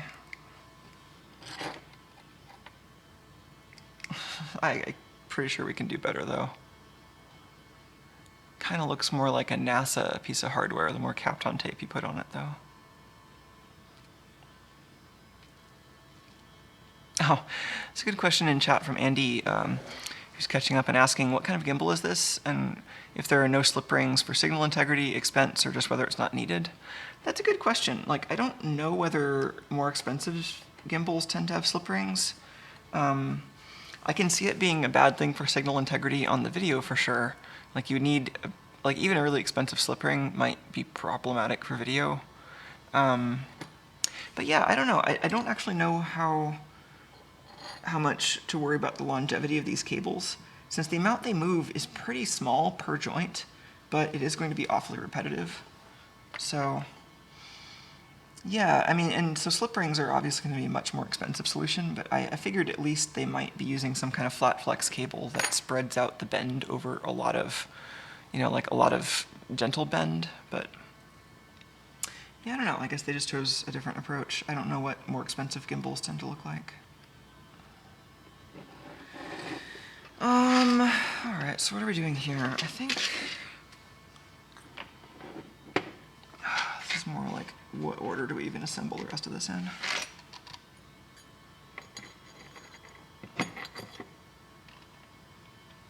Well, I know how much of this wire to put through there because it just is, so for length, I'm just matching the length of my new wire to the coax that I already put through here.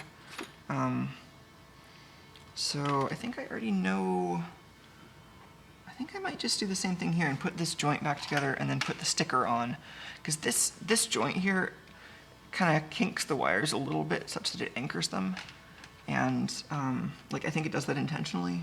And so once I put this joint on, it'll make it easier to assemble the rest of it because it'll have like a fixed point to assemble everything else around. I think for this I want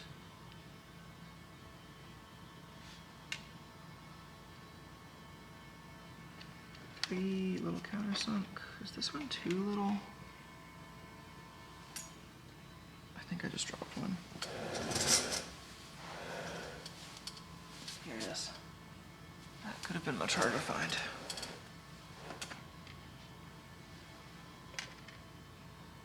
Okay, I have two that look like maybe 6mm. This one seems a little smaller. I don't know if this is the right place for it, but I'm going to test it and see if it fits.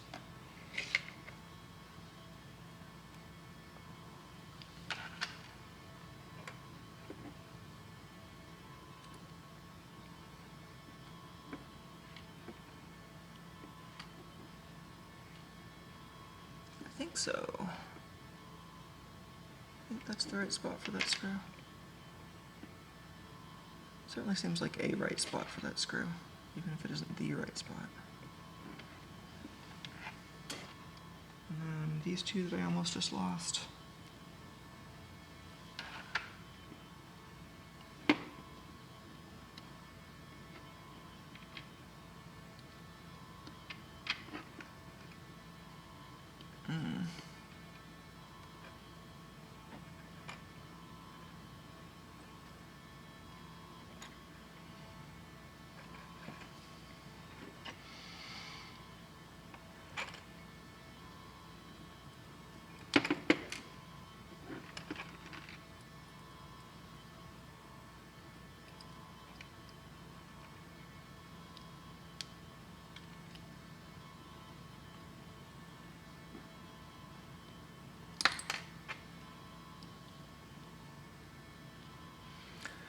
Cat's still sleeping nicely.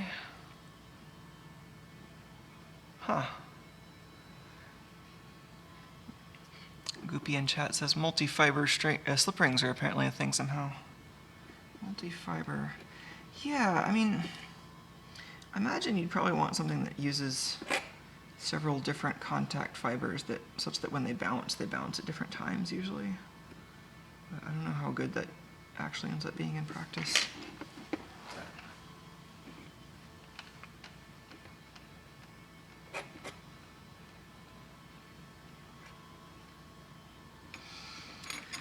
Okay, now this piece, I think I want this to go down, and then the sticker.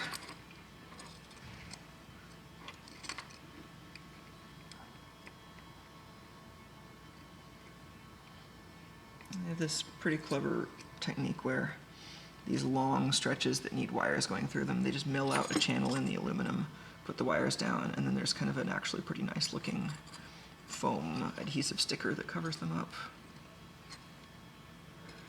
Oh, this connector wants glue before I put that cover on. Otherwise, there's no way to get it in.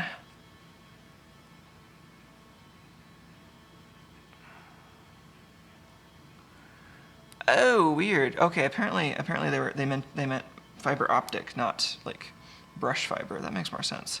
And also baffles the mind. How do they even do that? Is it like multiple concentric circles? That's pretty weird. That sounds like a really expensive way to build this camera, but if somebody was paying me to make a really baller version of it, maybe I could do that.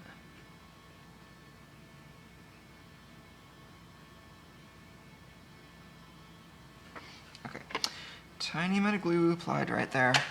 Let's put that aluminum piece down after I route the wires very carefully.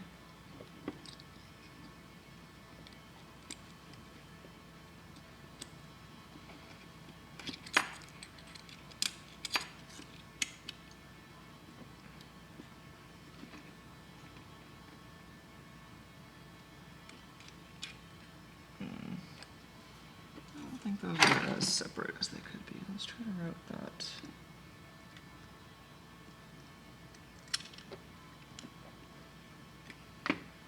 Okay, cool. I think I was slightly swishing the wire between the case and the connector, but I am no longer.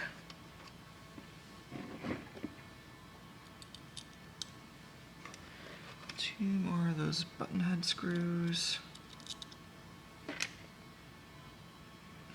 Oh, here you can maybe kind of see the arrangement in there. We went through this in more detail before, but basically there's a chip in the center that is the magnetic encoder for sensing angle. On the opposite side of the board, there's a microcontroller, an STM32.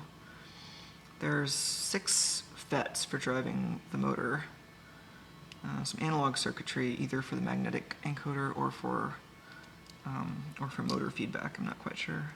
Didn't look at it closely. And these 3 little 0.1-inch headers actually power the motor.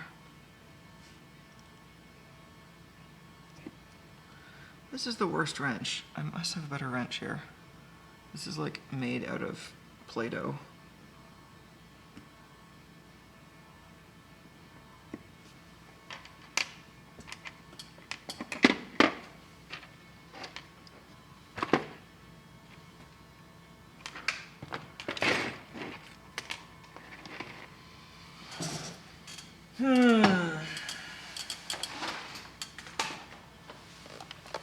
Better one anywhere in here. I should just throw this one out. This one's terrible. I should bend it so that I notice that it's terrible.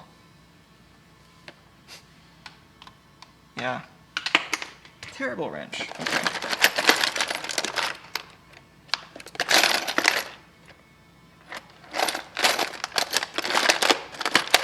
Did I not lose any of my other little ones in this drawer? Is this one of those? For M2 bolts? No, you're too small. Where are my organized ones?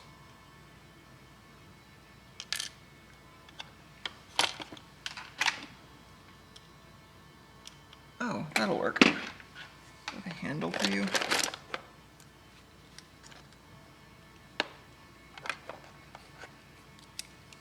Alright. Much better. Not as much better as it could be, but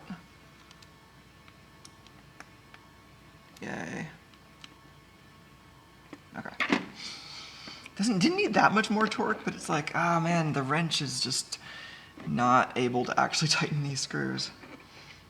Okay, so now starting to get more of these length decisions made for us. We can go ahead and put the sticker down over here and then assemble that joint.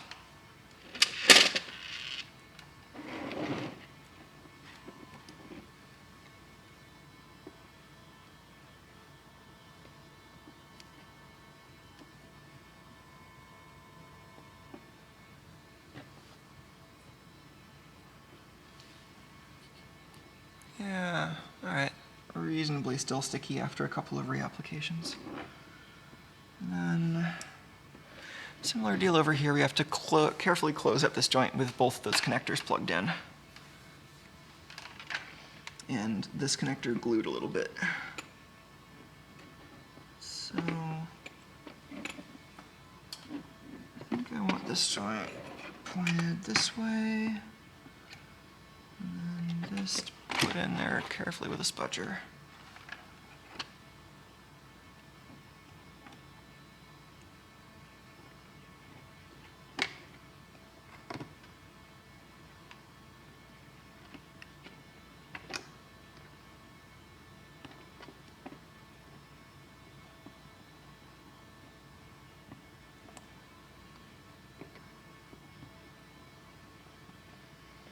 I find it slightly amusing that the wiring for the lowly visible camera is actually much more complicated than the wiring for the LiDAR.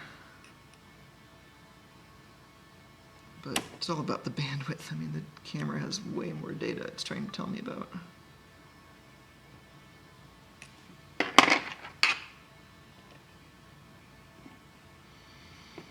And then this wiring that's in the gimbal already is power and some kind of serial bus between the joints, but I haven't investigated what that's actually saying.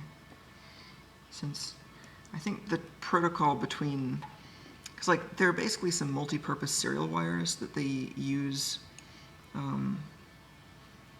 for different things on each joint. So, oh man, what am I doing with this? I think it needs to be on the other side of the coax.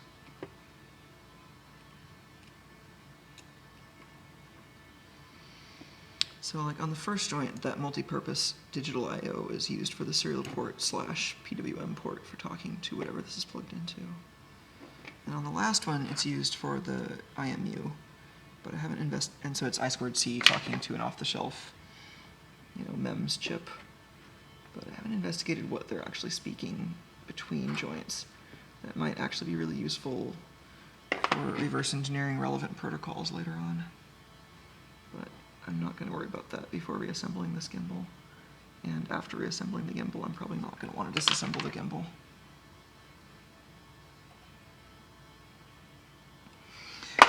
This connector is annoying. It doesn't quite want to go in there just with the spudger. I think that's angle related.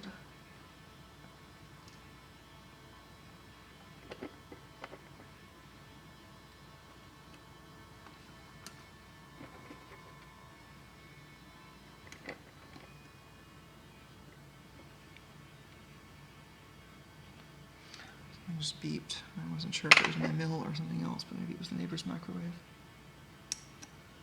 I don't think my mill makes that noise. The mill still sounds like it's milling just fine.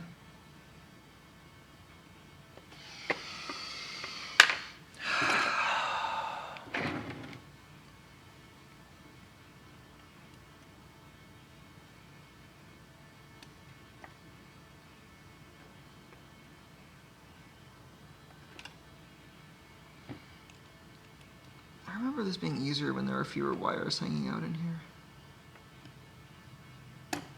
Because, I mean, normally these joints are not attached until you attach this wire. But I've gone and made this whole thing harder to work on.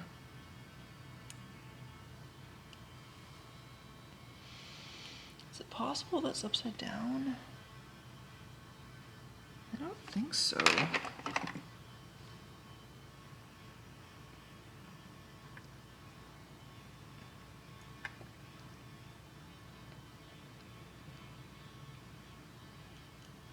I'm just being too gentle and not getting it into the right angle.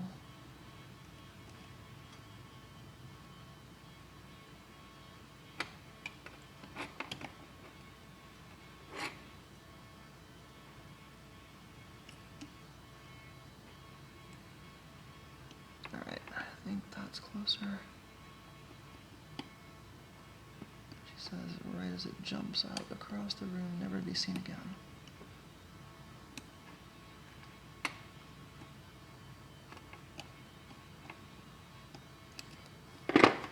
I can see the glue patterns matching from this having been connected in the past.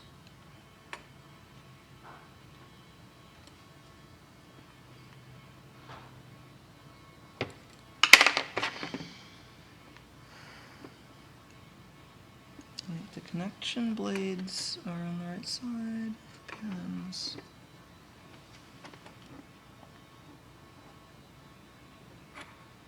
There isn't like one diamond-plated cat hair keeping this from sealing.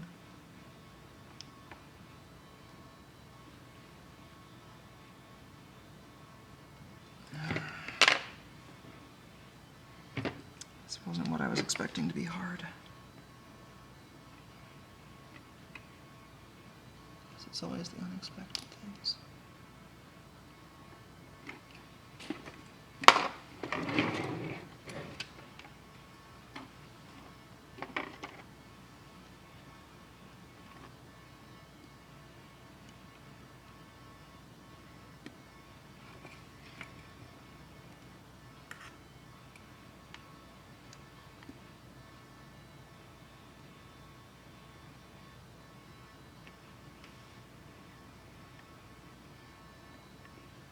It's so hard to get this connector in over the magnetic sensor. Maybe I just need to hold this up at an angle.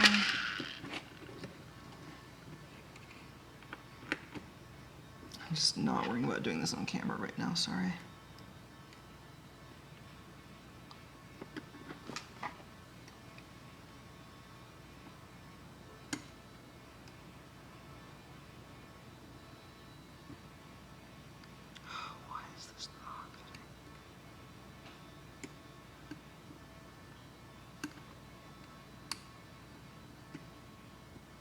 There we go. Oh man, that was just not quite lined up. Seat that as seated as I can, and then put a tiny bit of glue on it. Whew. Okay. That's better. Kind of see what's going on in that joint. This thing is becoming very one-sided. Let's put some demon snot or whatever this is on the connector.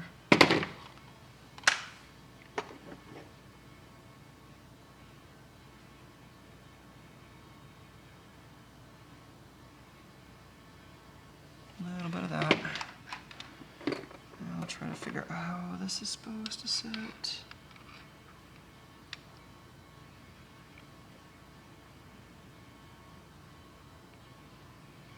Oh, this is going to be upside down if I put it together that way. This needs to go there. And this needs to spin around and then plug in here.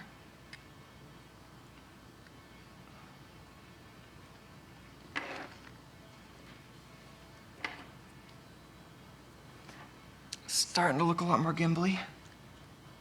Okay, then the really long countersunk screws go on this side.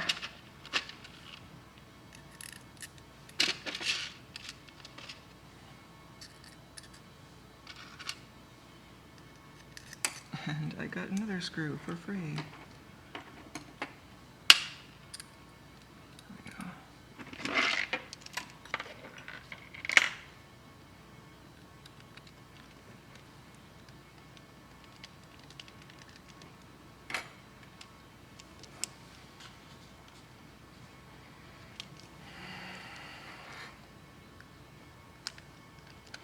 Oh, also a conversation in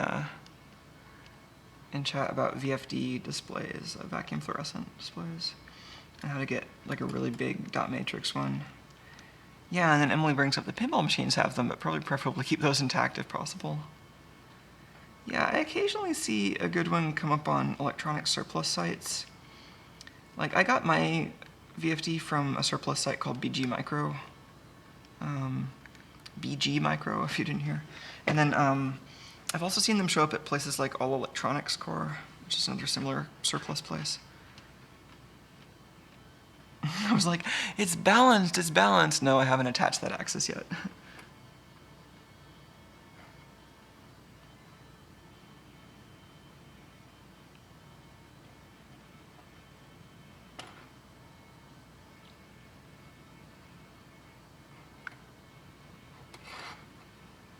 No, maybe that is upside down, actually. That's because that's got to hang that way. Oh. Okay, yeah, I put that last joint together wrong. Let me take these. I don't have to take the whole thing apart. I just have to take these screws apart and rotate the motor. I put it on upside down.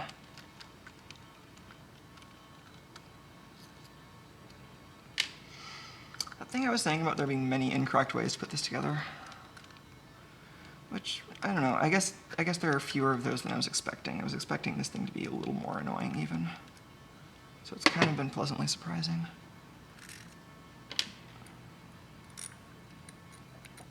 But, okay.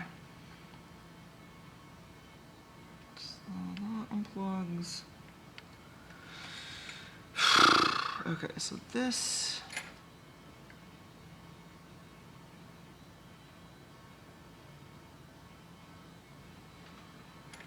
goes in the back of the camera.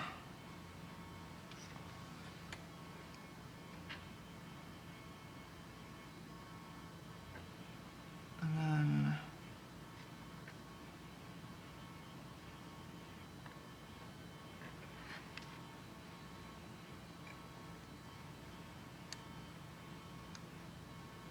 I think we're looking at this orientation.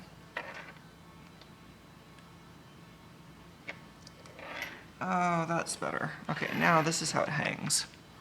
So then we have WDR visible on the bottom, as it should. Menu 3D on the side, and the LiDAR. That's better. And then this has all the range of motion that it needs. Okay, that would have been annoying if I went any further without fixing that.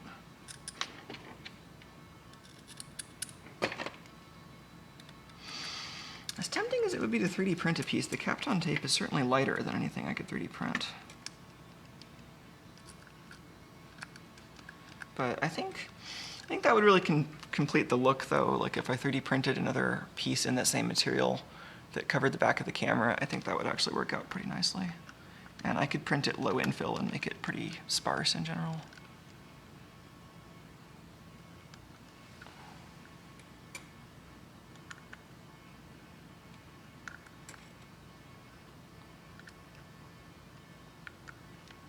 Okay, that's pretty snug. Let's not drop everything. Now we finally get to see how it balances. And that's actually not bad. It's a little bit LiDAR side heavy, but quite within what I was expecting. I guess we could move the LiDAR a little bit now that we totally removed the connector, but I really don't want to bother. I don't think it matters. So we just have the top, yeah, just the rest of the top joint to assemble.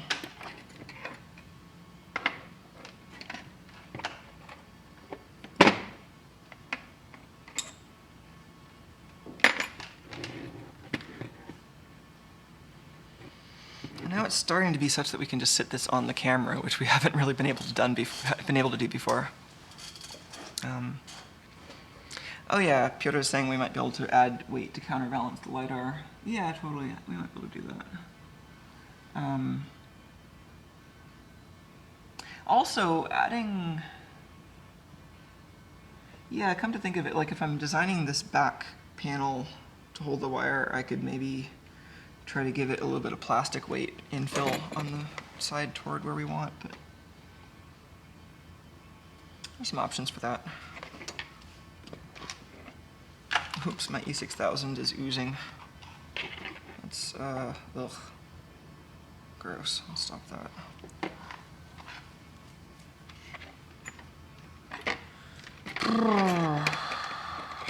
Getting close to being able to trim this wire. Actually, we can trim this wire. I mean, I know I don't want this to be longer than the coax, and it probably can just terminate at this top circuit board. So I'm going to cut, well, we'll know exactly how long it is short enough. There's no reason to cut it right now. So I think I can just plug this in. This is the first circuit board. So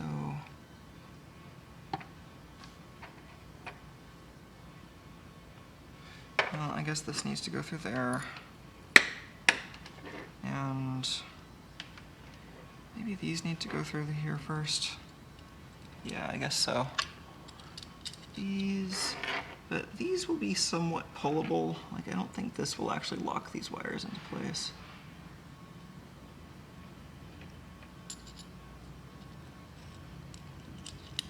Just feed them right next to the power supply.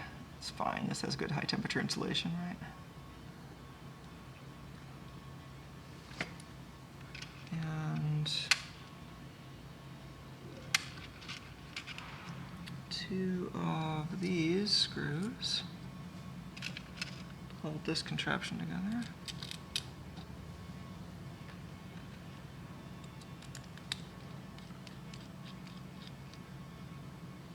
This one feels so light with nothing connected to it.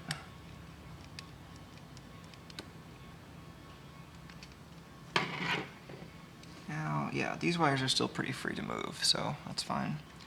Now I just need to put this in. Spudger. Help me, Spudger.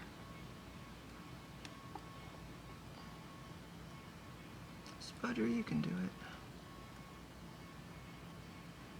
I mean, I know the last one was hard.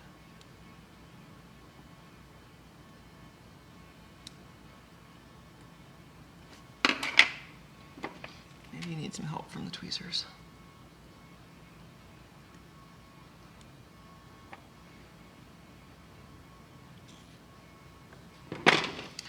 is just super hard, partly because the magnetic encoder is like right in the way of this connector.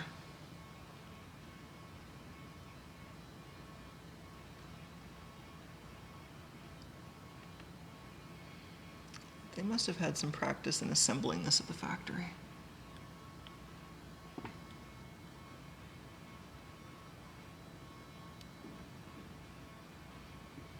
I'm sure they also do this in a somewhat different order than I'm doing it in right now.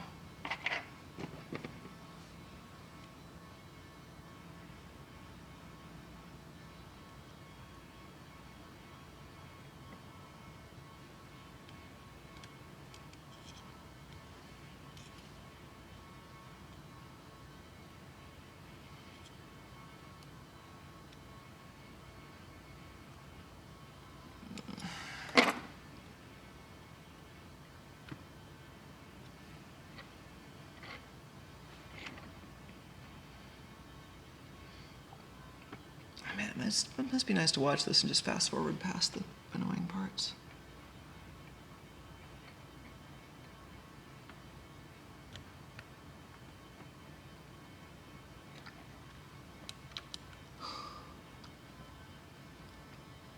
Come on, little connector. You need to rotate a little bit and actually fit.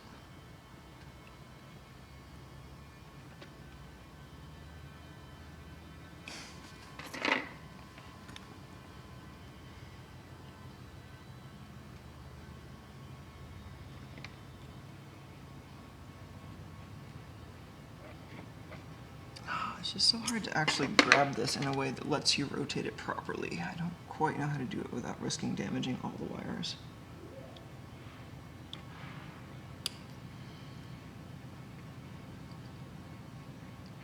Oh, that does it.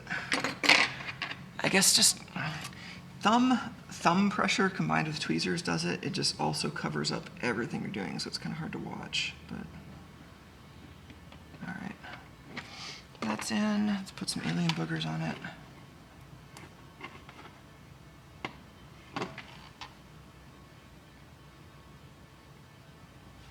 More alien boogers. These are kind of dried up boogers. Let's get some fresh boogers.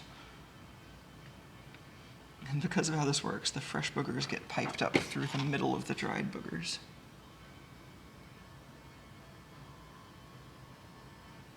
There we go. A little bit of snot.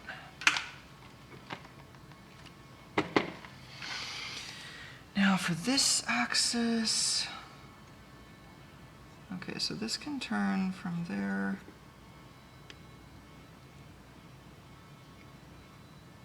just to there.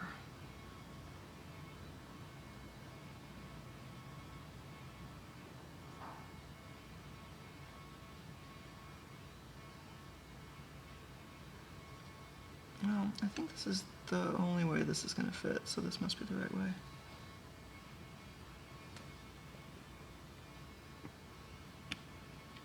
I think that's right.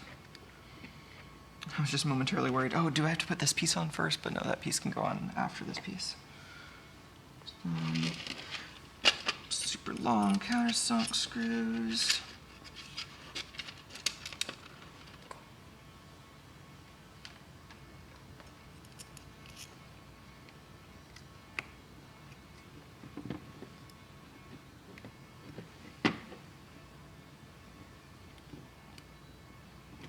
Oh yeah, Peter says there's probably a combination of jigs and people just doing one thing at a time on an assembly line. Yeah, that sounds about right. Much more efficient, but not nearly as much fun.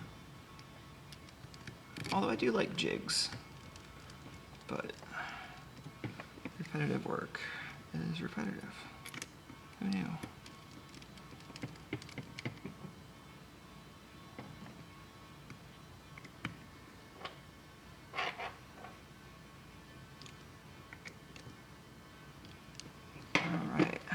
Top piece, looking mighty gimbally now.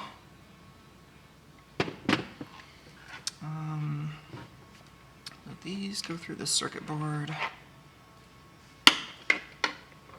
and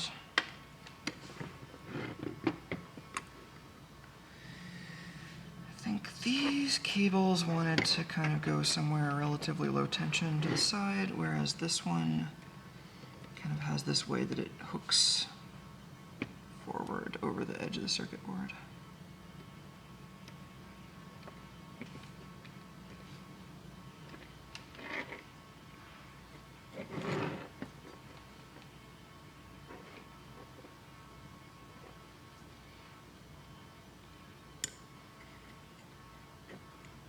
That one also never had silicone goop on it from the manufacturer. Probably doesn't need it.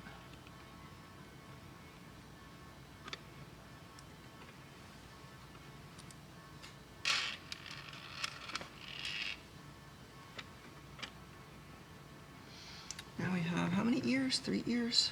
Looks like we have 3 ears. It's a good number of ears. Ooh, are these Phillips head?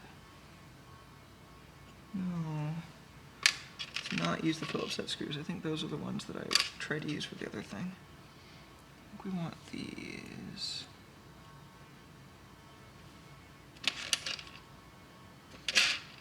Wait, lots of extra screws, but I'm pretty sure that's because of, you know, adding more screws into the system. We want that one and this one and this one? Yeah.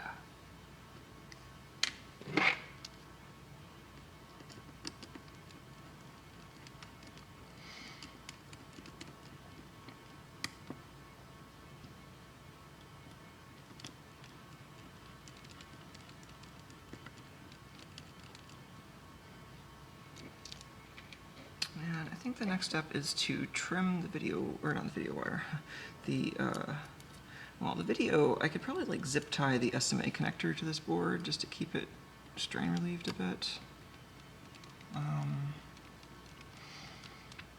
think that would be temporary. I think really it's just going to go to the video amplifier that's going to be sitting right on top of this.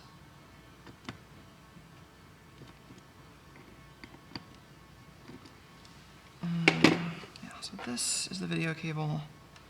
This can go, I'll just put a little tiny zip tie on there for temporary sake.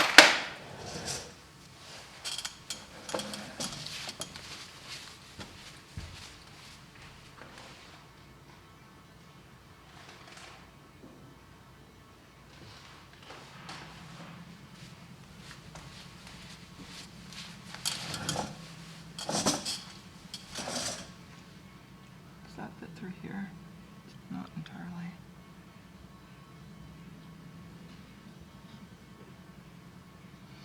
Oh, I'll just use some of the big holes since this is temporary.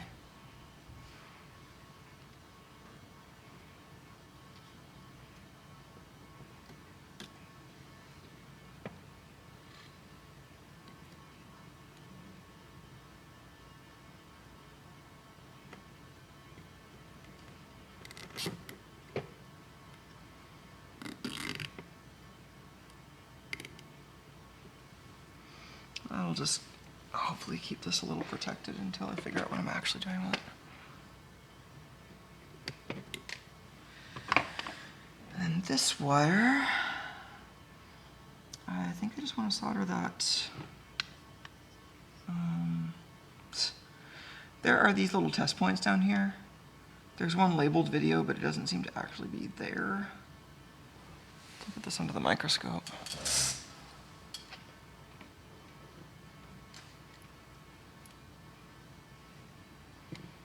So yeah, these look like test points. VI would be video, but either there's no test point or it's totally covered up with black solder mask. I don't even see, it looks like ground plane to me. So maybe that's not real. But if we go up here,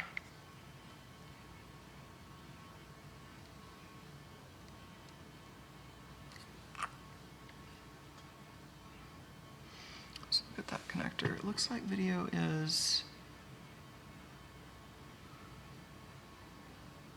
next to the ground that's next to power. Okay, well I guess that is right where it's labeled then.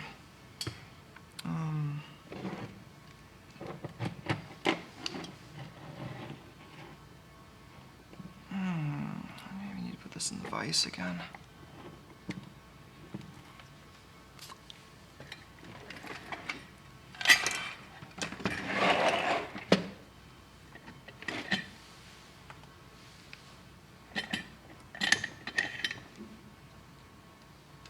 Gimbal vise. I don't think this was designed for gimbals, but it works pretty well for them.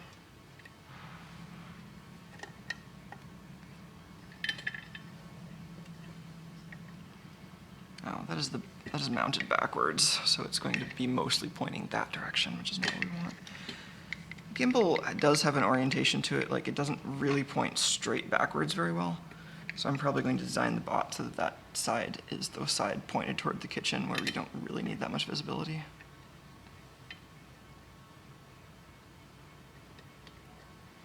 I think it does rotate, yeah, not quite, but able to point all the way back.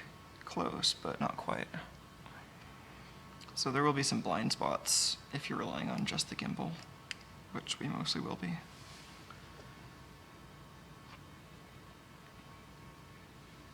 Alright, there's that.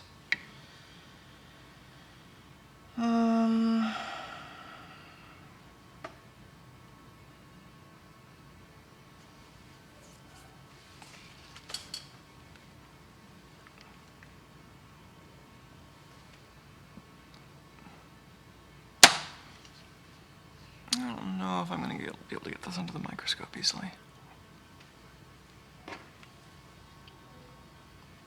Let's leave a little generous loop there. And the rest of this can go, excuse me, the rest of this can go back where it hangs out. Which is where again? Should be a little plastic bag this lives in. Maybe I need a new plastic bag.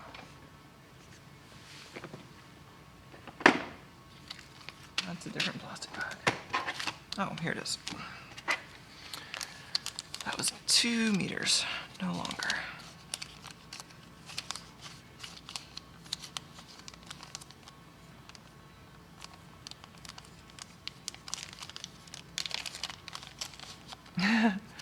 Most scary moment, cutting off the excess wire length. Yeah, that would be scary. I'm just gonna run it to this connector though, and then from there, I can make decisions about it later.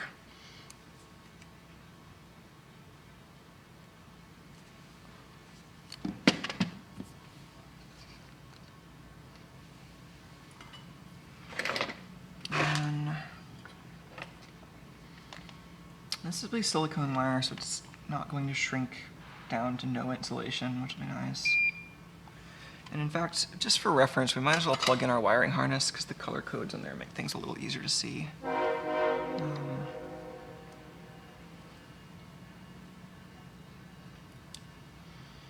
So yeah, that's the, so that plus SDI video is going to be our whole thing pretty much. This formerly video cable can go to our breadboard that we're using for the LiDAR currently.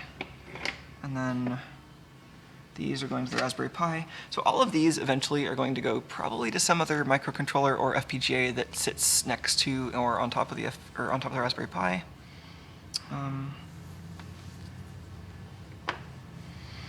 Oh, Peter's asking about the coax, asking if I made it myself. No, I researched some coax that was available, and actually I ended up going with something relatively mundane. I ended up getting some fancy stuff, which I'm saving for a different project now.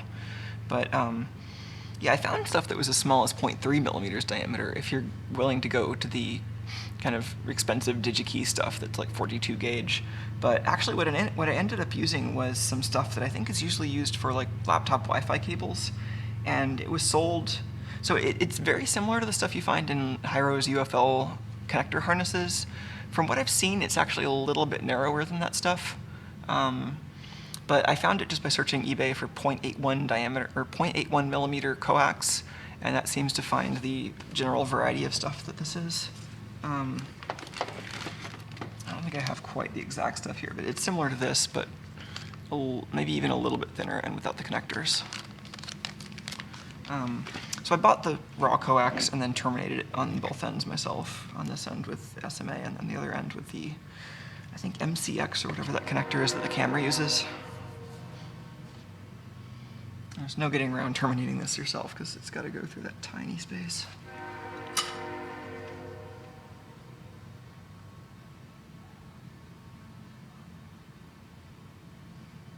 That's an event fully tinned. And then make sure that's clean.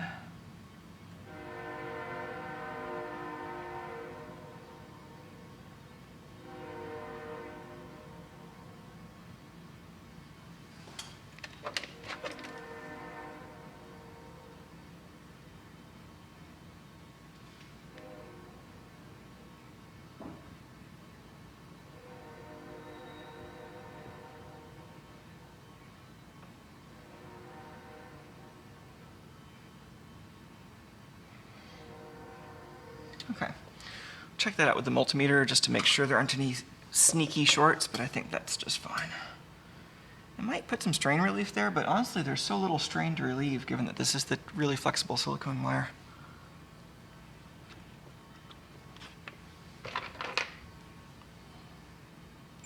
Alright, so here's our LiDAR signal way over here coming out via the wiring harness. And there is not a convenient place for me to just poke the multimeter into the LiDAR housing, is there? Yes, great. I can just barely get to the connection inside the LiDAR housing. No short to ground, no short to ground, no short to 12 volts. Great. Let's get that hooked back up to the scope so we can see. Well, I think we want that on the scope and we want SDI on the computer.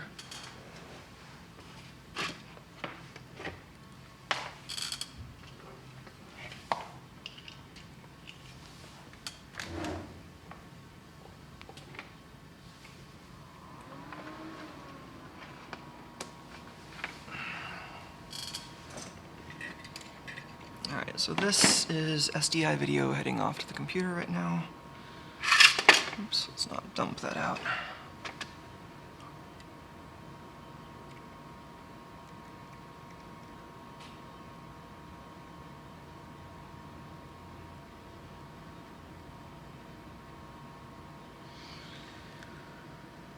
And let's plug in this Raspberry Pi 2 while we're at it. I mean, it's a Raspberry Pi 3. Oh no, it is a Model 2. Okay, we will also plug in this Raspberry Pi 2.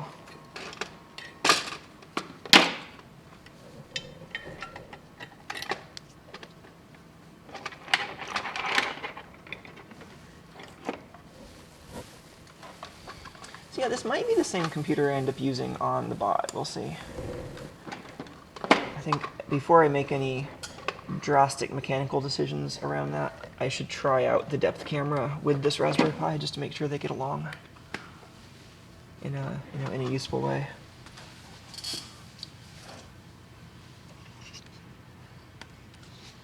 Crotch cam.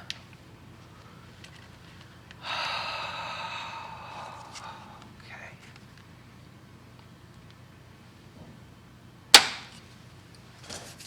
All right, there's that. There is this thing.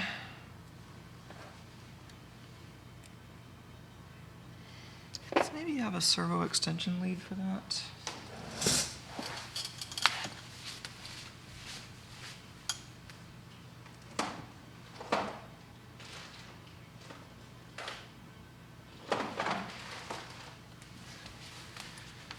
Guess it makes sense that since, RC aircraft, everything standardizes on servo connectors, that of course they're running video over a servo connector. And of course now we're running LiDAR range finding signals over a video connector, which is actually a servo connector.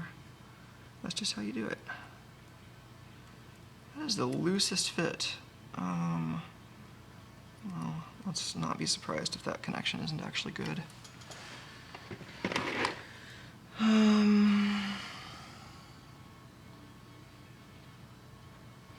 need longer headers. Yes.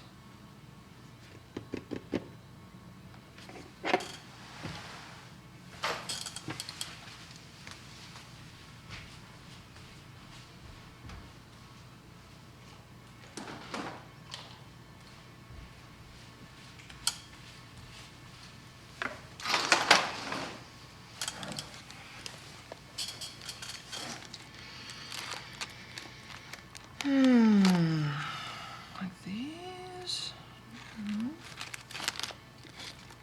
Let's just use these. Those will do the job done.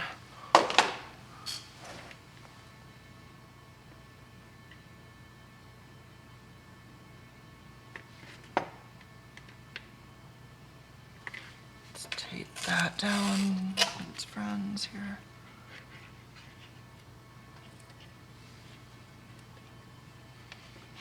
Alright. This is ground for the LiDAR and trigger for the LiDAR, which we will connect to a 1K resistor and the oscope.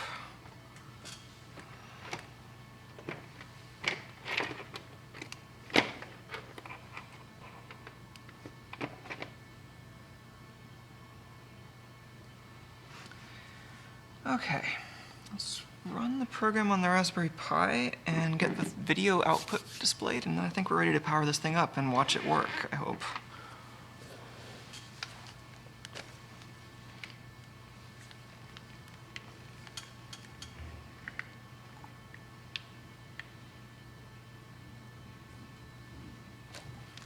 Oh, Tuco is looking great. Yeah, you're right. US Water Rockets noticed that in chat.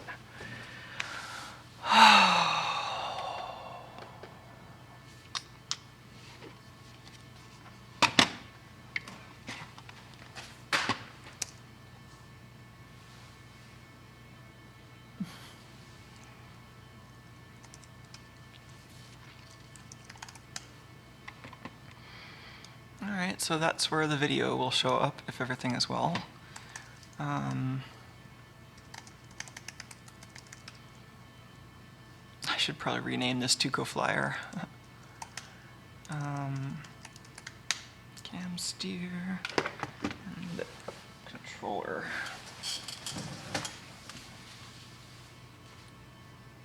Where's the Xbox controller? Yes.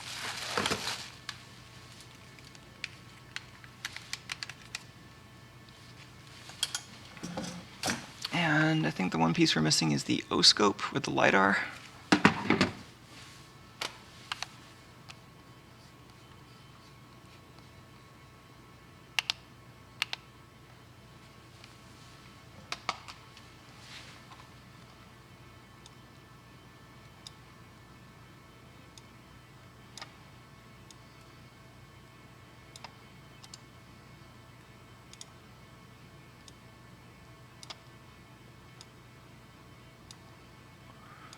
All right, 12 volts. It is 12 volts this time because it's got its own regulation. That needs to go to these wires through this mess.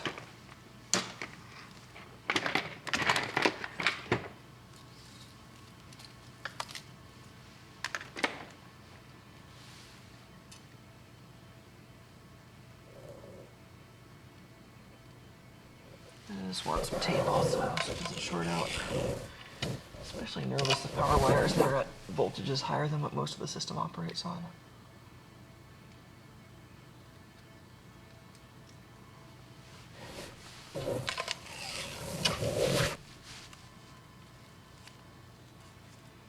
Alright. Let's make sure this is at a reasonably low current limit to start with, just in case. There's my shorting jumper for testing that.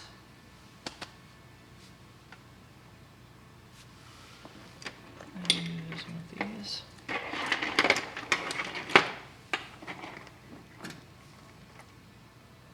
Alright, let's start out with an amp. Maybe 3/4 of an amp or so. That should be plenty. 800 milliamps. All right. Okay, 3/4 amp at 12 volts.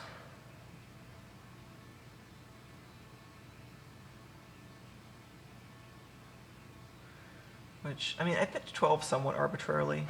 The camera and the gimbal each have a range that they are advertised as port.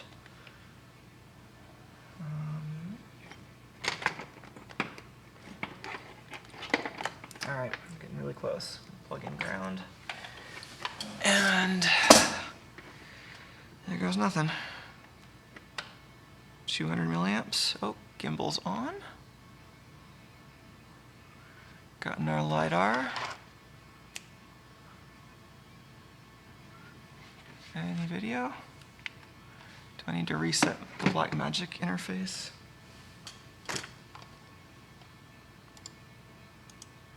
Oh, I guess that was the issue. And it's way out of focus. Whoa. Current limit needs to be slightly higher. I just touched the gimbal and it hit the current limit in trying to reposition itself. So I'm just going to turn that up since it seems to be working. And then try to focus the camera.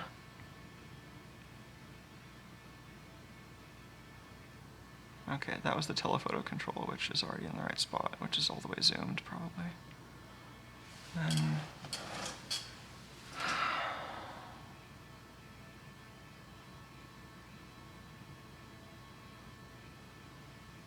might not be exactly focused, but I think I need to switch the gimbal into the other mode so I can have any left-right control. Oh man, also my joystick is super oversensitive right now. Maybe I will go ahead and change that before we do anything else. That would be over here.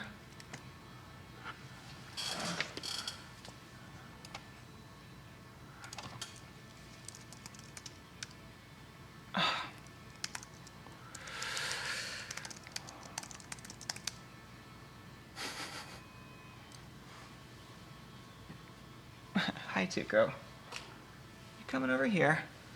We have enough cameras on you.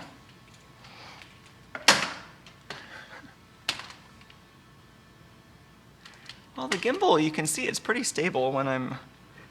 Oh, yeah, even when I am poking at it. So, like, I'm moving it around.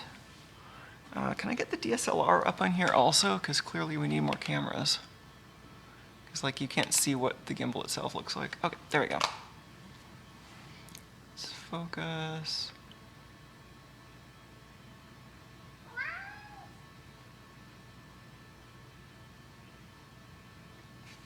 Meow. Well, I just killed that script because I wanted to make it less terrible, but let's do that. Hey, Tuke, you want to follow that bolt? Where is it, boy? I heard it. Is it under your feet? Here it is.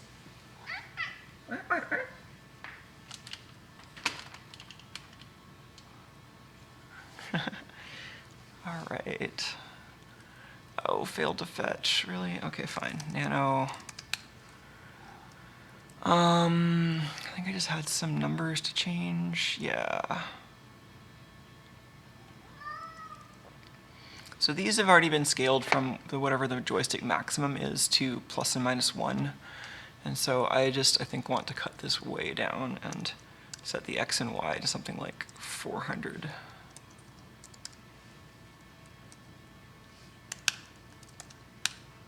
Okay. I do that.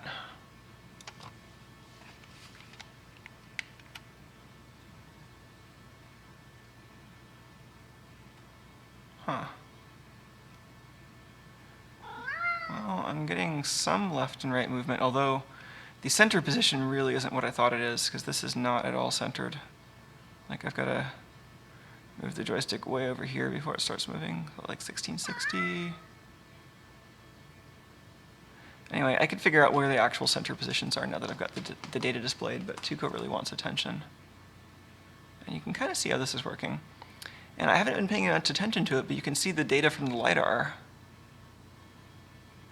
That's looking about right. So longer pulses there mean farther away. There's an actual linear relationship there, if I remember right.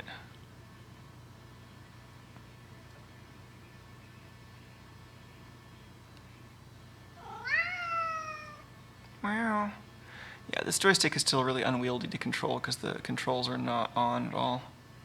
Oh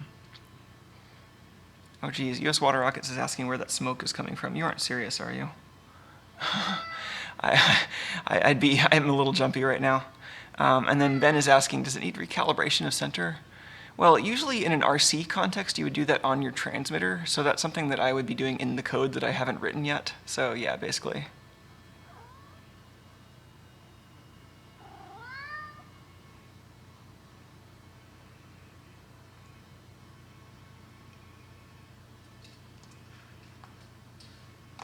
Yeah, I mean, the joystick is a little hard to operate, but other than the obvious problems, I think this is working out pretty well.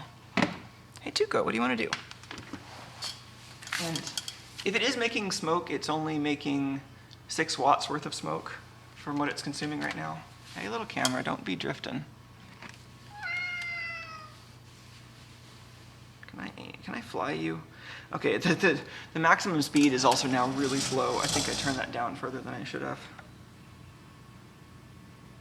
Whoa, yeah.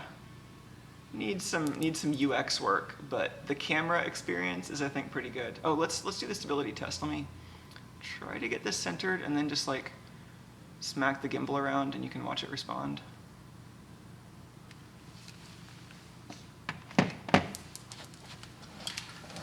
Good boy. You want to play that, don't you?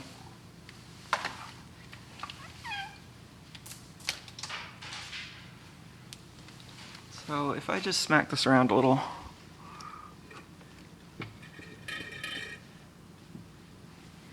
maybe loosen this a little bit and take it out.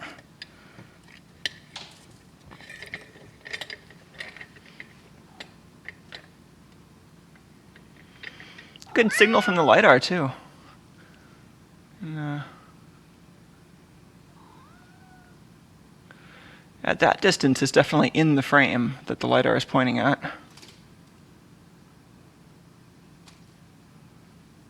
Yeah, like right over there. That's pretty good.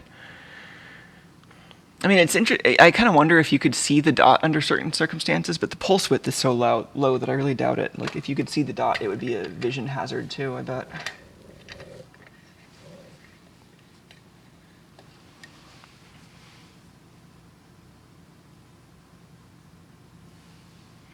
Hey, Tuco, I think this project's a success. What do you think? I mean, so far, it's not done yet, obviously, but I'm liking this part.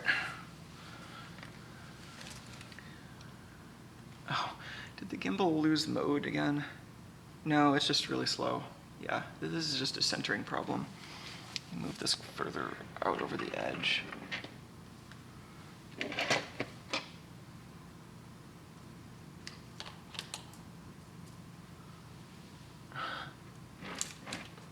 What is that? Oh, is that a light leak coming in the back? Oh yeah, that might be another reason to have a wiring cover. Because I was thinking about light leaks earlier, but we hadn't really gotten around to addressing that. And I think that is coming in the back of the camera.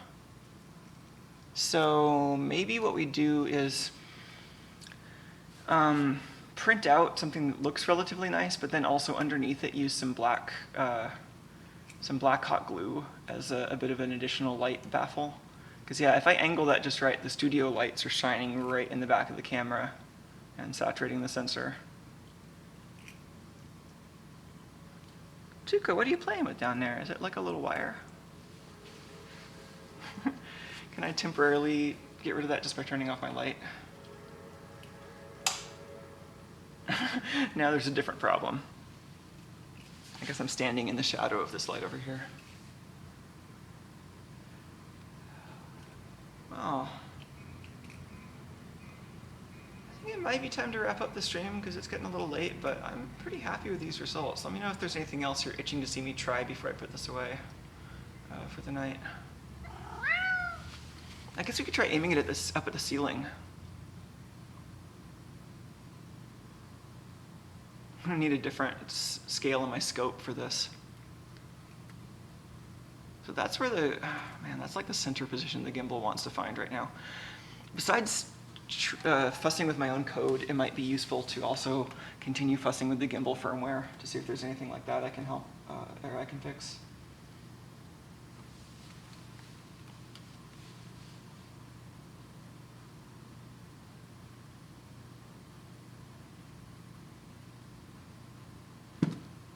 Is that as far up as it wants to go?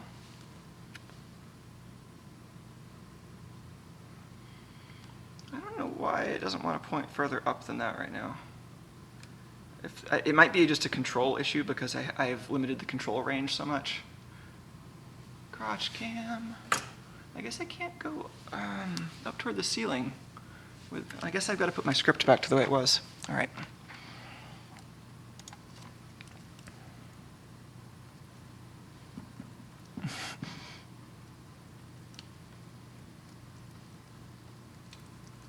It's just going to keep swiveling and then get stuck until I update the script.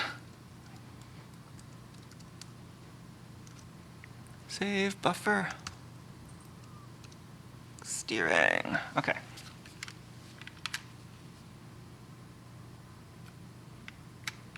Oh, did I switch modes again? Yes. Okay. Oh. So the motor still buzz if you point it too far up. That's good to know. I'll have to be very gentle with that control.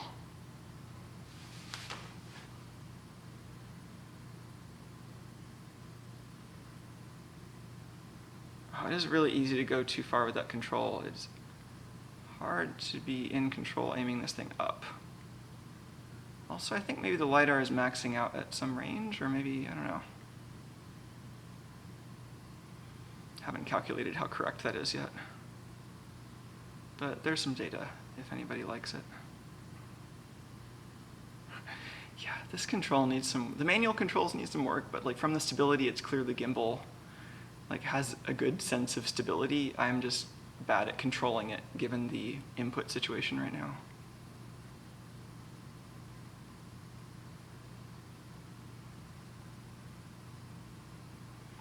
That also is looking a little smoother on the, like on the monitor I'm looking at that on, it's actually looking a little better. I wonder if OBS is like dropping frames where I'm seeing it. It might also look smoother for you at home than it's looking for me on the OBS preview screen. I wouldn't doubt it, but I'll have to look at it on the archive and see how choppy the video is. But if you're seeing like what looks like frame droppage on the video at home, it looks really smooth on the input that I'm seeing. So that's probably something wrong in the encoding pipeline. All right, let's stop making everyone seasick with this thing. I think it is working.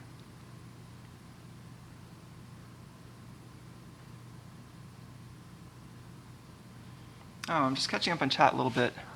Andy is asking if the LiDAR just went south. I don't know what time you're referring to. It seems like it's working now, but it might have been having trouble with the really long distances because I think in the I2C mode you can change a bunch of parameters to make it work better for long distances, but I think it's got some defaults that assume a repeat rate that limits the maximum distance to something not super long. Oh, US Water Rockets is suggesting to move the base so that I show the stability of the gimbal. Yeah, we could do that again. Well, I was moving a little bit earlier, but did you want something specific? Let me also maybe tape this down so that doesn't put stress on the coax.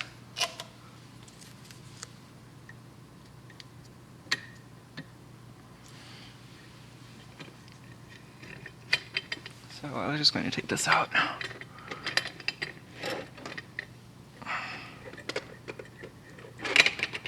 And then untangle these from the wires.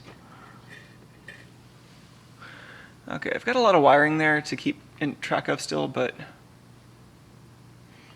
I'm seeing some kind of low frame rate right now, but I think that might be lighting related because it's pretty low light. I think it might be using a lower frame rate mode and then image averaging or something. Crotch cam. There it is, aiming at something pretty close by so you can see. Yeah, that does look kind of choppy on the OBS stream. Wonder if that'll look better if I show you just that monitor. See if I can reach over to the switcher.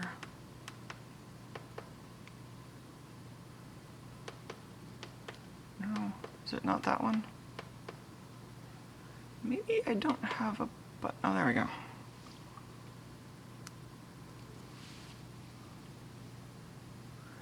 I think this is OBS being choppy because it looks pretty smooth on my original monitor, but kind of choppy on the monitor that's going through the broadcasting software. So I'll have to try some separate videos for that soon. I mean, I could also plug it. So I'm like, this is going through kind of a Rube Goldberg machine because I'm capturing it on another machine, which is then going into my broadcast setup. But since this is working so well, why don't I just plug it in where TucoCam usually goes so we can get that directly into the broadcast rig. So that would be, I'd bring this over here and then unplug. Tuco, you rubbing your face on the warm camera? I think I just unplug this wire from this SDI splitter and take this cable and plug it in over there. And that does what I want.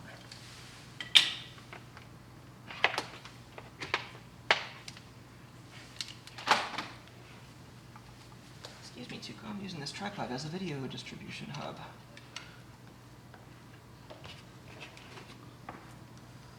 Oh, I think that worked. So, is that looking a little better? I think my Rube Goldberg machine of video splitters and things are causing somebody to disagree about frame rates in a way which OBS is not happy about. Now we've got, this is as close to the raw feed as I'm probably going to have for the future.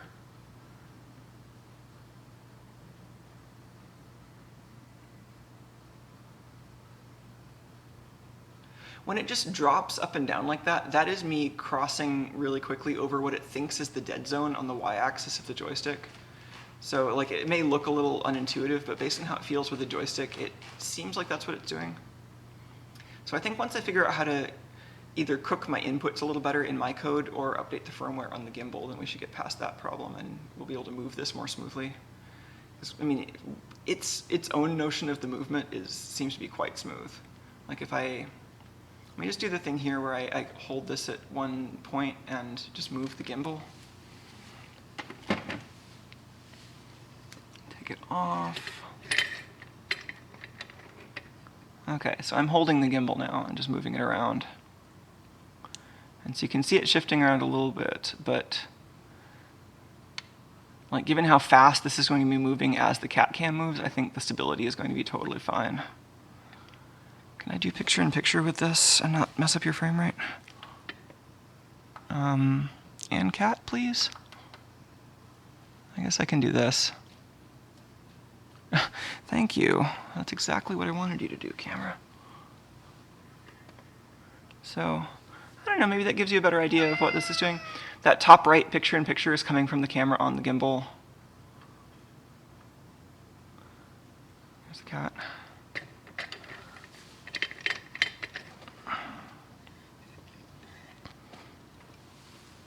Okay, yeah, everybody on chat is reporting that the video is smoother too. Yeah, I think that was just a video processing problem and not a problem with the camera, although it's really good to rule it out. And now everybody at home gets to see the smooth video too.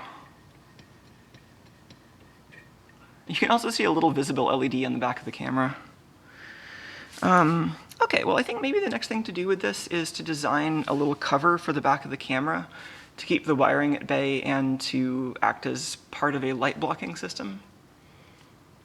I can imagine using the same like clearish plastic that I used over here for consistency, but then like kind of putting some light blocking stuff in between that and the circuit board even.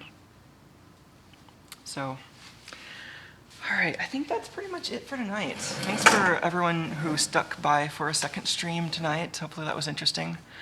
I'm looking forward to doing more of this project as always.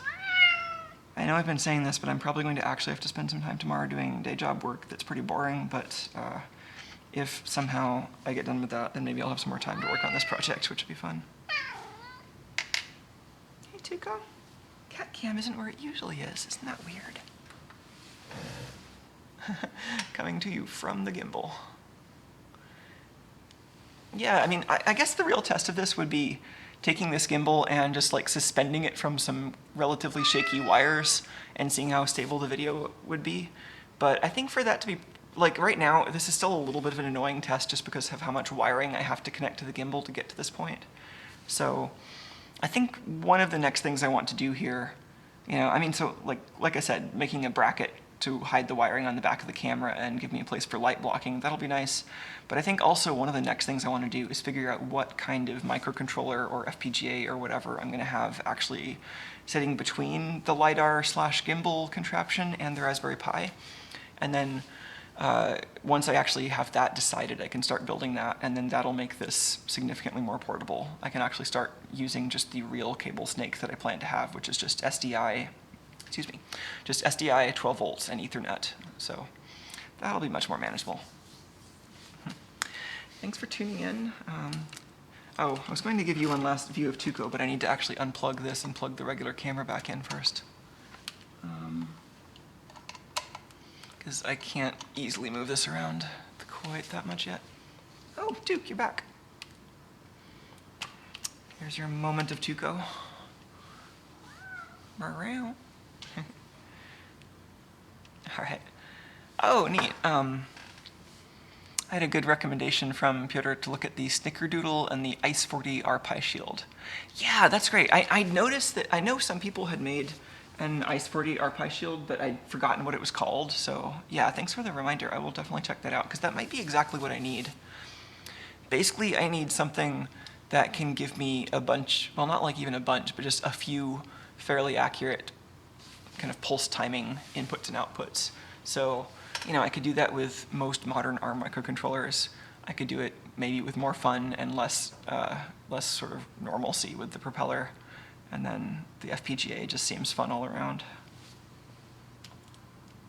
And yeah, the ICE, I keep forgetting what the actual name of the FPGA is because I keep wanting to talk about the ICO tool chain and Ice Storm and all that. But yeah, the HX1K FPGA might actually be a good fit for this. I've got iSticks around here that I use for other stuff, but something that's actually designed for the Raspberry Pi form factor would be nice, especially for a robot-y type thing.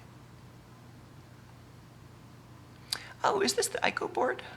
Because I know I've been hearing about the ICO board, but I forgot whether that was, like, I thought that was its own like FPGA kind of host platform, which is also nice. But I think maybe a better match is something that is more of a Raspberry Pi add-on than its own FPGA host platform. But I'll take a look at that too. Oh, Peter is saying icoboard.org has information about this, and they're going to tweet it to me too. So. Oh, and it was co-designed by Clifford. That's great. Yeah, I thought I'd been hearing something about that on Twitter, but hadn't been paying enough attention to know where to look for it. So that's pretty much exactly what I needed to know. Thank you.